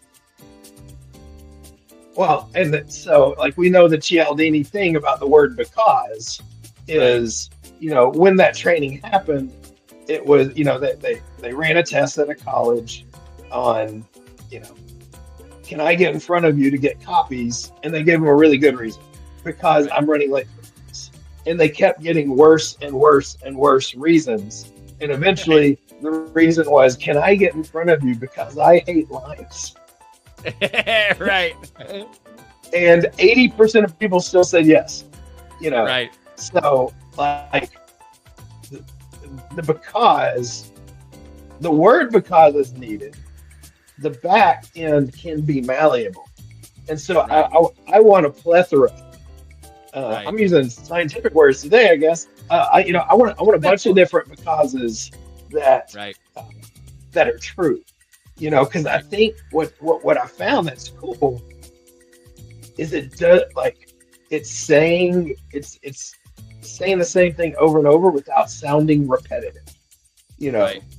Like, I mean, for the realtor, when you're ready to move, call me, because I'll always be on your side. If you have any questions about anything we've discussed, call me, because I want to help you figure out the best option for you. Remember, when you're thinking about real estate, call me, because I want, that's I don't know. That seems like a massive unlock. Right. Yeah. Well, and it's super powerful to to understand the way that these things tend to work as well, which is it's less like any individual video does the job, and it's more that continual influence that you're building over time that really does the work. And so being able to be really clear and specific to say, here is the ideal outcome that sort of, for me, flows people into all the rest of them. I think that's clear. And then it's the, when you want this, do this, because I think that's really powerful. I mean, it's making me rethink, like, what do I want as my ideal? And that might change over time, but because I like the idea of apply to work with me, because it at least gets them into my world of, like, they're starting to think about, Zach may not have time to do this personally. And do I want that, or do I want them to reach out and I point them in the right direction? Because I do like that aspect for real estate agents, where there's kind of this reality of, if you have this need, call me, because I can likely help you. Now, typically their average ticket price is going to be higher. So when somebody has that need, it makes sense to give individualized attention. For me, there's going to be a lot of people who will want to reach out that it's not going to make sense for me to individualize the attention, because the cost, the value won't be there. It's not that I don't want to help them, but the time to sort through who makes sense for the individual attention versus not, that would ultimately, like, that becomes part of the problem. There's too many opportunities, right? Right. So the apply potentially does work well. It could be apply for a strategy session, a free strategy session. I love the way our buddy Adam Scheibel. Have you met Adam? Yeah. I haven't met him. No, I've gone through a lot of his content because you've referenced it, but I haven't met him personally. Really good content. Actually signed up for his Download Growth Club. Right. Even though he's, offered to just let me have some of it, I wanted to buy it. And Right. so he's got, I think, 3 types of offers that he likes, and I'm looking these up because it was pretty good. And of course, one's your premium anytime offer, which is what we're talking about. He said, anytime offers. This is something that your audience can jump into anytime, which is kind of what we're talking about. Anyone can jump into hiring you one-on-one, Right. consulting. The next are campaign offers, which is what we're talking about with the mid-ticket, which hurts, which helps. Right. And then third is recurring income offers. The one thing he didn't mention here, and then he said evergreen offers, which is kind of the low ticket.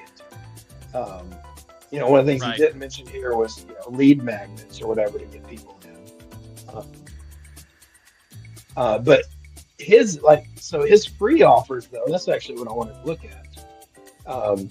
He's got once a month he'll do a podcast on, and so you can it's 30 minutes. He says, "What's your number one problem?" They solve it for that 30 minutes, and he shares that as content. So that's an offer. Right. Another, he's got a consultation.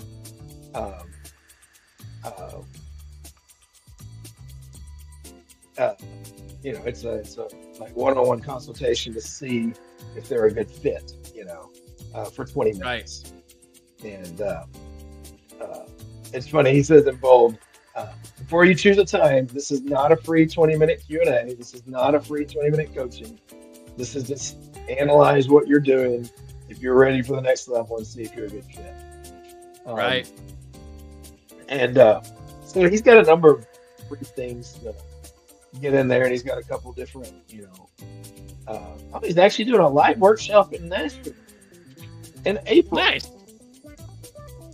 Oh, well, I have to meet that. I was gonna say, do I hear you saying "shut up and take my money"? Kind of. I don't. We'll see.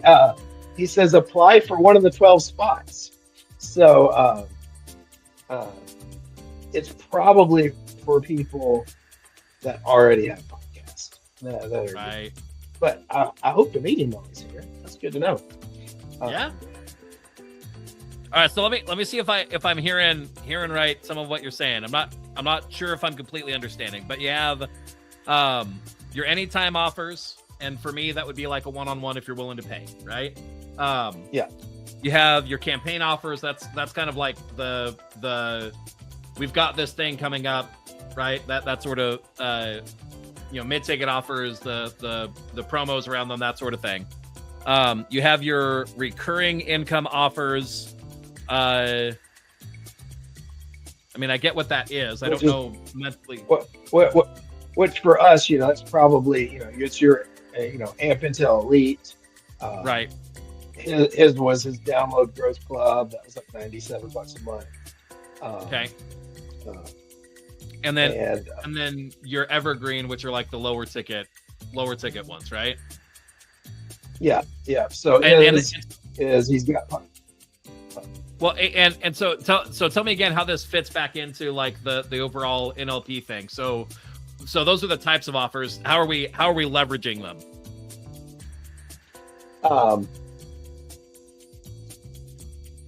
How are we talking about? It was just like the question is, how do we get people into our world? Like, what's the offer that we've got, right? And so, for realtors and lenders, it's really simple. It's really one call to action, call. Right. I think for us, it's what I'm saying is for us, it's going to be flexible. It's going to be depending on what we're pushing at the time. So I know, like for him, for his podcast, he usually has like one call to action that he runs for, I don't know, let's say 90 days at a time, Right. And he's got his freebies, he's got his lead stuff, he's got his live event, he's got his like evergreen, podcast launch blueprint. Right. He's got it. Yeah. So that was the point. It's going to be flexible for us. The other thing that it makes me think about too, makes me think about the super signature. And and like, because I really love the way that Dean Jackson leverages the super signature, where it's like you could put out whatever content you're putting out, and then the super signature is plus whenever you're ready, here's some other ways that I can help you, and it sort of just goes through. When you want this, here's what you do, right? It really is that when you want this, do this, right? And you could lay out some of those different levels of how you're willing to help people, and really that's the answer, right? It's like people could somewhat self-sort through that vein. And so yeah, your low-hanging fruit is definitely the, like, you sort of want an answer for that when you want the thing that everybody wants, go sign up for this thing or whatever. That's like my main thing that gets you into my world so that I can continue communicating with you. And then as needed, it's like, when you want this, here's the solution. And it probably in that flow, it's going to be contextual. I'd really love, like, over time, we should think about this. How do we get that same end result where it's as powerful as having one offer continually, but that still lets you get people into your other parts of your world effectively? It works in real estate and lending because the nature of the offers are so powerful. But when you're dealing with multivariant offers like us, where there's like different engagement levels.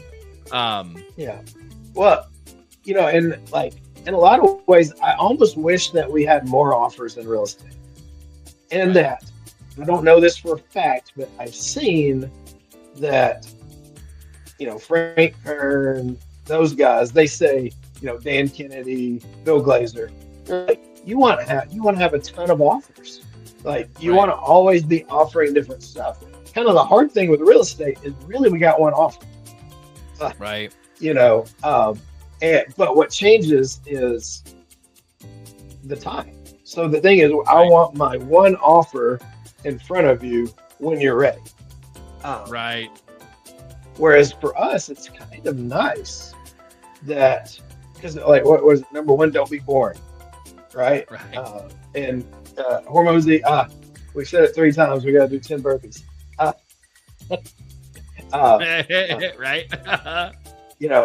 Hormozy, he says, like, you find out what your offer is, and then, you put different wrapping. You got to keep it fresh, not boring. And, but yeah, I would like to, I think that's pretty good for mine. 90-day trial. It's pretty hard to beat that for a no-brainer. Yeah.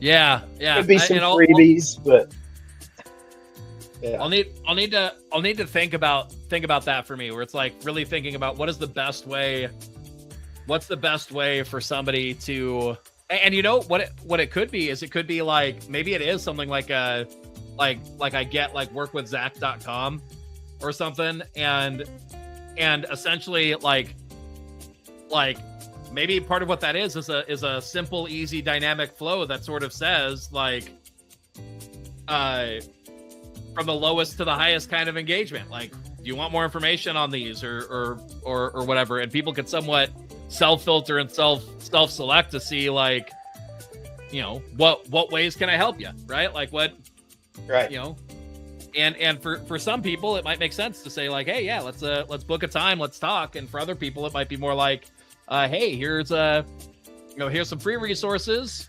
and you'll be hearing about offers that might be relevant to you. I don't know. Yeah, that's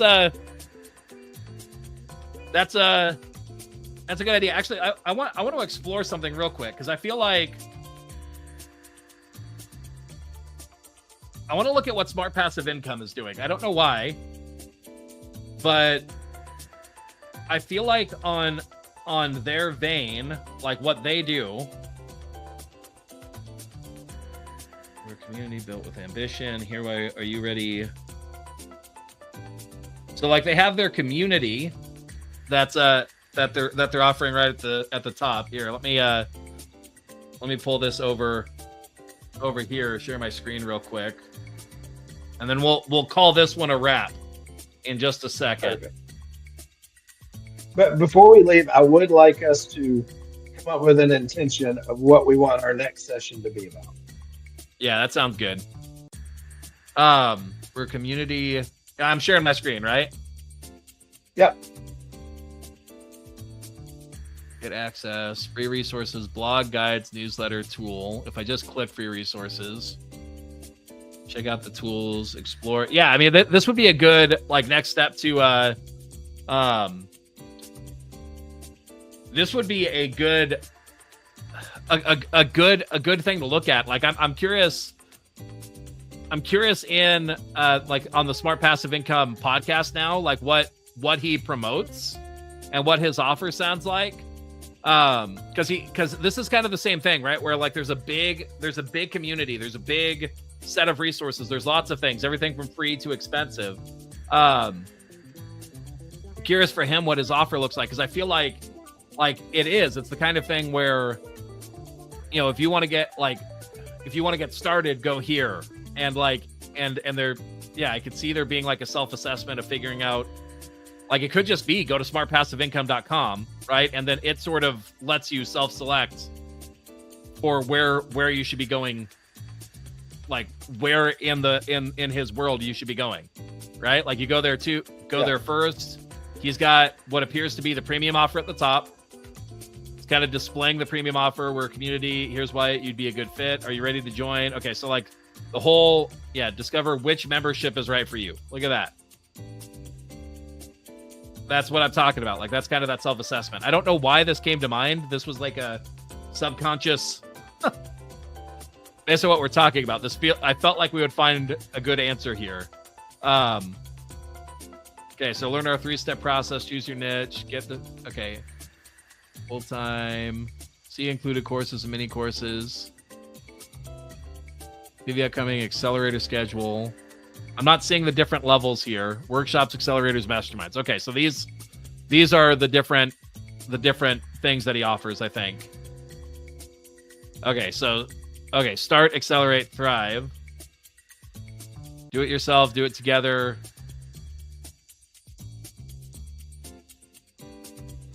Interesting. Not sure which membership is right. Watch a video. Yeah, I think having clarity of like. He's also got the pop-up right away on the right. Available now, our free course. So I mean, that's his number one thing is he wants to get your email. Right. And up here too. And that's one of the things that I love Perry Marshall does. He does the same thing. He calls it the labyrinth. As he creates multiple offers, he ends up having I'm signed up to like 3 of his auto emails, because like one talks about like different things, but they all flow together. He's like, I want people to get into my labyrinth of content where they're just, getting all my different offers. And,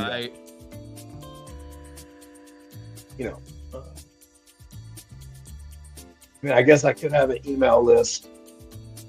In a way, it sounds kind of silly when my offer is a trial, but the trial does take some time.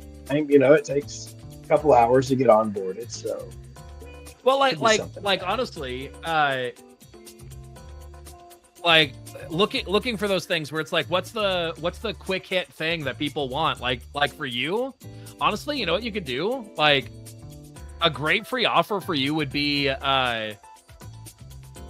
here's get my list of your 1 year, like you might need to change the wording on this just so that people understand it immediately, but like your 1 year weekly content plan in real estate, right? Like that's something that you could offer for free from what you already have.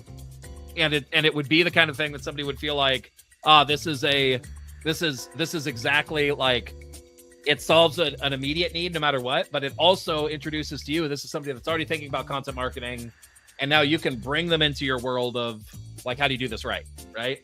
And it's really valuable and easy to deliver, and still sets you up on everything else. And so like for him, it's the start from scratch, where it's like, he's looking at the beginner there. You probably aren't exactly looking for the beginner. You want somebody that's like, what's the thing that I could offer somebody who's already successful, but like this thing that they need that I can deliver easily. Yeah, I've got like the 4 questions that I'd come up with is like, I want more time, I want more money, I want more systems, I want to grow my team. Like those are kind of my 4 pillars, I think, that I've come up with. Right. Your past education, launch, follow weekly. Yeah, I think. Yeah, this is a good example of how to do this. So I think for me, probably my core offer essentially needs to be like, how do I set it up so that, hey, when you're ready, go here.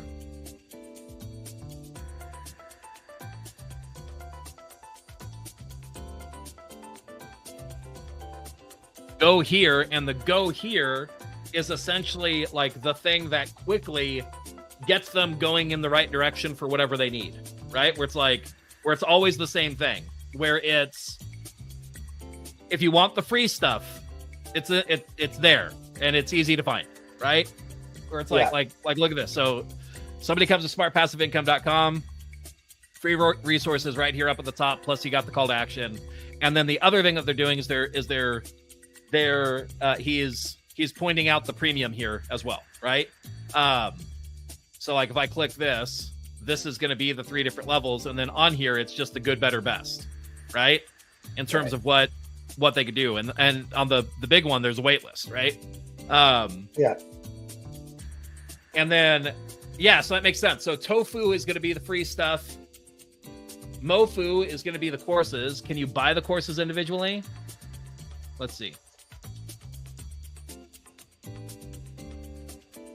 See what you learn. Okay, can I buy this? I mean, he's just got it as part of the other stuff. I wonder if he offers them as one-offs or not ever. Because he may not. Let's try. Okay, so this one's the free one. What about this one? Can I buy this one directly? Yeah, I don't know. So like he may or may not be he may or may not be selling these one off. So he may not be doing the mid-ticket offer portion. But I like that idea of it essentially being like, what you think through is you send them to one place, and that one place kind of points them in the same direction. So it's like, hey, when you want the free resources, you go to zachhammer.me, right? If you want to apply to work with me, go to zachhammer.me and click apply to work with Zach, right? Like, I don't know, does that make sense? And so it's always like, what you're reiterating is go here to move forward, and whatever way you need to move forward, it's all found there. I like that idea. I think that makes sense. Okay, and then you said you want, before we end, we want to what? We want to set the intention of what we're working on next? Yeah, I think that'd be good. Yeah, so I think, so my original intention in asking about what things you're working on, what things I need to work on, my original intention is to see, is there a way that us working on those things accomplishes something for both of us? Because like, I think I ultimately need to be able to focus and say, I know I know this time or this thing is going to be used for this thing, and we're aligned in moving forward. Because otherwise I'll do the same thing in general. I will. It's easier for me to help you than it is to work on my own stuff. Does that make sense? Yeah. So I'll naturally default to that, even if I'm not trying to. So I mean, ideally for me, part of what we'd work on is the next thing for my needs, and my needs right now would be getting a mid-ticket offer out about Randy, right? About getting that. I mean, that's at least my top line thing, because I don't have the clarity yet that you do around. I've got this definite easy to sell community, if that makes sense, right? Or offer. I don't have that yet. I do have a community. I do have a thing, but it's not like I need to build my audience first. I need to build it around these other offers and other things first. Right. And so like I could go either way. Like if we set it up that working on, going back to earlier in our conversations, not this conversation, but just earlier in general, I can see how me working on your mid-ticket offers, if I do them in a way that I can promote to my audience and still make money off of it, like I could see how that still moves me forward. If it helps me grow my list, if it helps both of us, right? I do see that as a potential path for this as well. If it ends up feeling like it feels like too much of a diversion for you to be able to literally just focus on my stuff, that might be how we have to do it in order to get things to a point for me where I could still do the other stuff that I need to. I don't know. Does that make sense? Yeah. I mean, I think mutually. I mean, I think that's why this works so well. Like, right. Working the mid-ticket offer for you, like that's stuff that can like help my clients. You know, I mean, right. I think that's good in learning it. So, like I'm okay splitting it up, however we need to do. You're better at getting stuff done. So, whichever way we need to do that. Right. So, I mean, my thought is it probably makes sense to work on yours next since we worked on mine today. Right. Yeah, that sounds good. And so then setting the intention then on that. So what I have to do, really what I need to do is I need to go through and assess what do I have done and what would it look like to deliver on it as quickly as possible, right? Like what would that process look like? The other thing that I need to do, I think that we don't have with this is, let's see, crisp live transcribe. Let's see if there's live transcribe.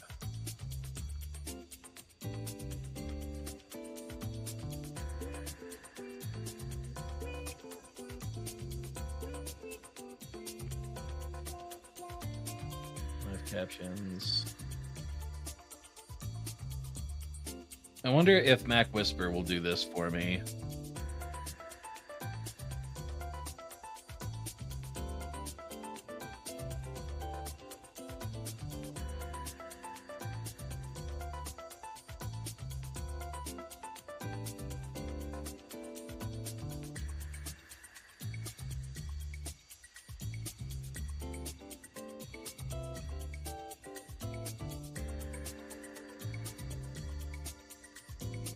So the one potential downside to us working in StreamYard for this is one of the things that I find really useful is being able to access the transcription of what we've literally been talking about and immediately work with it.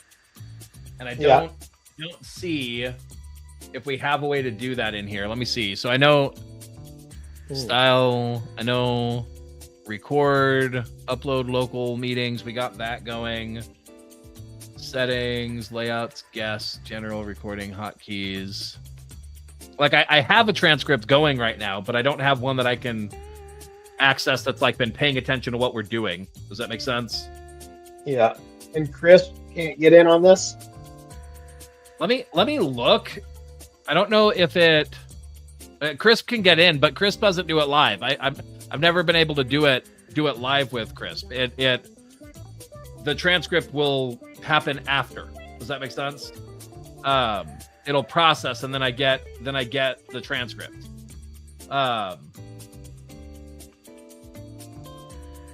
Let's see. Yeah, so like I don't see anything in there live right now. Let's try this. So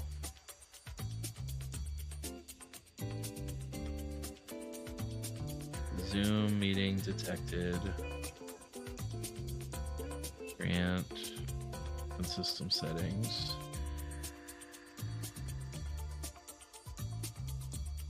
Okay.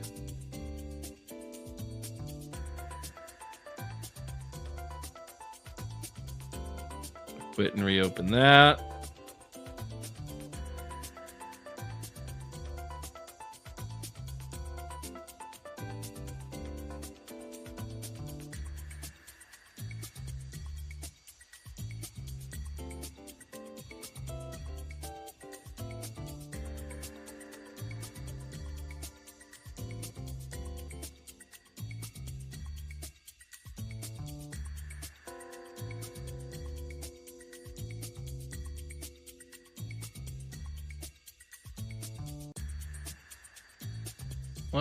So here's part of how I would often do this process. Let me show this real quick. Share screen, entire screen, screen 2. It's possible I have too many tabs open. My thing's getting a little bit buggy. Let me pull this out. Otherwise, things are looking like they're going to crash on me. All right, and then let me. Come on, there we go. Ah, right there. That's what I want. All right, and then I want to close all these tabs. Okay, perfect. That should help that. Okay, and then over here, let's come back. Let's go to Perplexity and say, I'm looking for an app that can run on my Mac that will give me a live transcription during meetings. It needs to run on my Mac and use my mic and system audio for the transcription. The key thing that's important is a live transcription, not just a transcription after the fact. Please research options for me.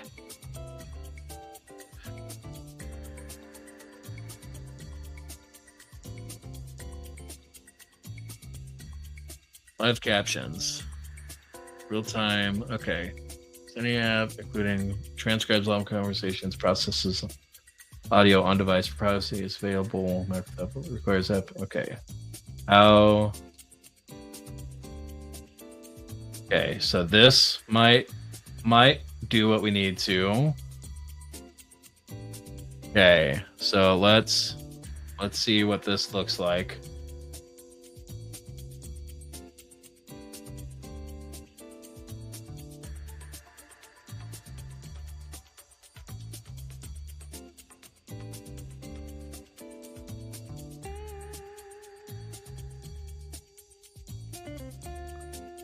That's not what I'm looking for. Transcribe, live captions.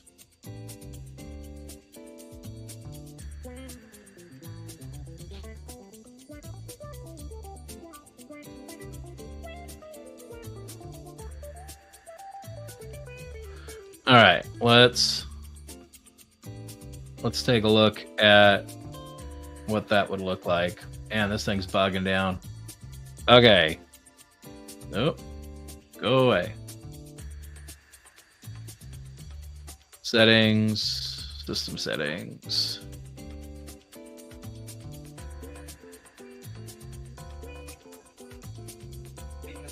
Live captions. Automatically display captions across on.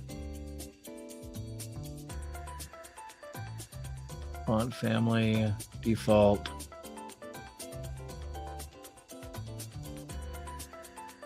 Okay.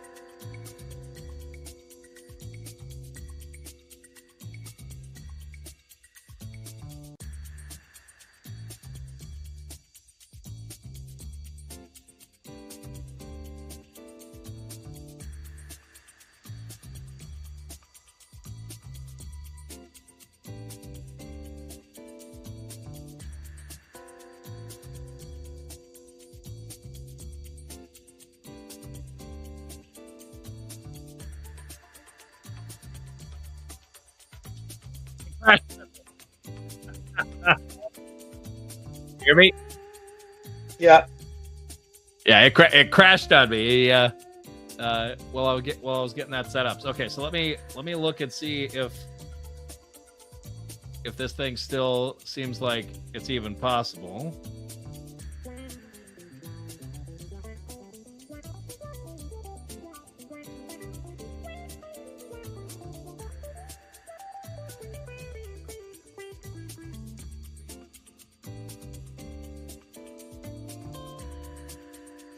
What's this one do?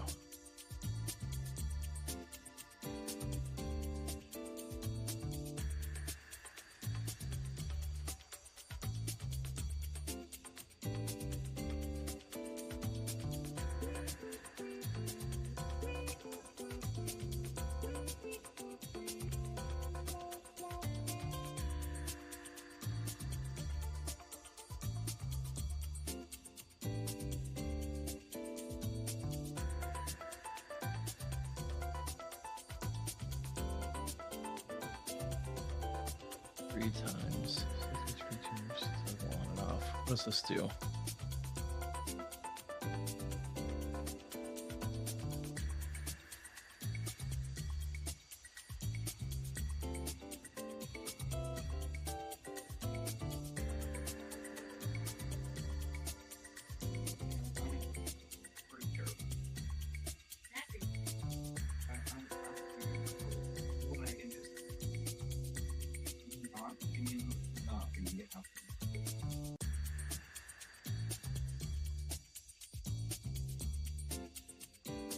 Okay.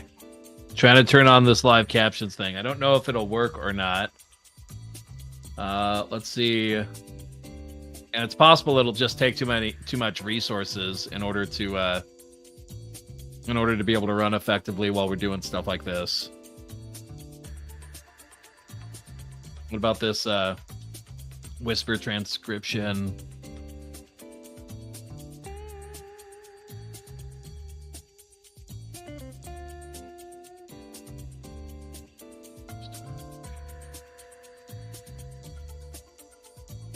All right, let's look at this. Whisper transcription.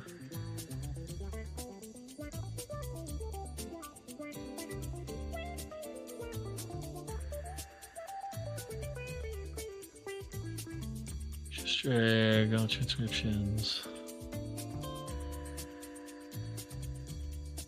Yeah, I don't know if that'll work. Yeah, we'll have to see. I'll have to see if we can find a way. If we can find a way to do that.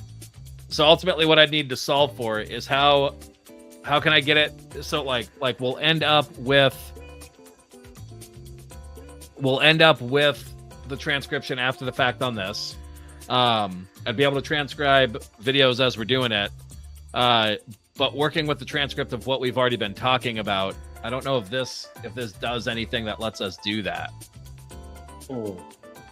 So we'll see. But either way, so yeah, the next thing for us to work on though, on the next session of Get Shipped Done, would be that we go down the path of working on Brandy, and launch and like what it would take to launch that as a mid-ticket offer. So that's kind of the overarching goal. Does that make sense? Sounds good. Yeah. All right. Well, there we go. We just got some ship done. So nice. Nice. What was your big insight takeaway from it? Big insight. I mean, I like the idea. There's a couple of insights. So I like the idea of applying for a strategy session and just what that does. Kind of making that clear as part of the process. I like the insight of how we can leverage NLP and the content of like what is the call to action. Like that's a powerful takeaway. I like that framework of when this, do this, because. I like that framework. Yeah. I like trying to boil that down, if ever possible, to be able to like really simplify what your call to action is, so that you're building that consistency and that repetition, so that like no matter what people are doing, you're always telling them to do the same thing. I think that right. That's useful. Yeah.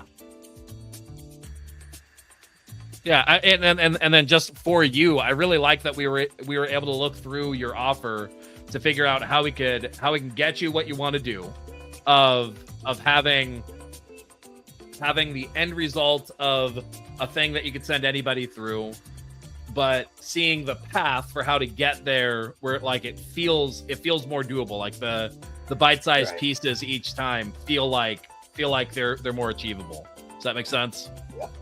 Yeah. What about for you? Yeah, I love the when you want X command because like, that was really nice. Yeah. To have it templatized like that. Right. Right. Yeah, the 4 mid-ticket offers, have those laid out. Right. And then just that this works. I mean, we got a lot done. Right. And it was pretty enjoyable. Yeah, agreed. And I think as we keep doing this, we'll really be able to dial in this process and figure out what we can do and what it takes. I mean, really, we're kind of live building a new thing that I haven't really seen being done. Not in a way that like not what we're doing. It's like the equivalent, like just completely working out loud. You know, doing the whole process in public as part of the asset of this. And I think we'll learn what works well for this and what doesn't. And you know, we have some ideas, some hopes about what it might be able to solve, but it may not be able to solve everything, and it may not even be the kind of thing that anybody finds valuable. I mean, if you do, I see we got a couple of viewers. If you happen to actually be watching and listening to this right now, and you found just this us working live thing to be useful, drop a comment, let us know, because I'm curious. And if so, what you got out of it, right? Theoretically, with StreamYard, we should be able to see those comments come through. I don't know if they come through quickly or not, so we'll give it a second. But I think we're too early in this process to know if it's working or not. I think this is kind of the sort of thing that, as people know to expect what it is, like they'll know if they want to hop in, if they want to throw it on or not. And either way for us, I mean, we're doing one of the things that in the AI age is really important, which is capturing everything. And so right. Even if people don't watch this, there are definitely segments from this that we could throw into something like Opus Clip or Vizard and be able to pull out good content from it. So right. So yeah, I think there's power there either way. But Well, one of my kids is losing their mind, so I better go do what I can do to fix it. All right, sounds good. Well, there we go. That's a session of Get Shipped Done. Done. All right, bye.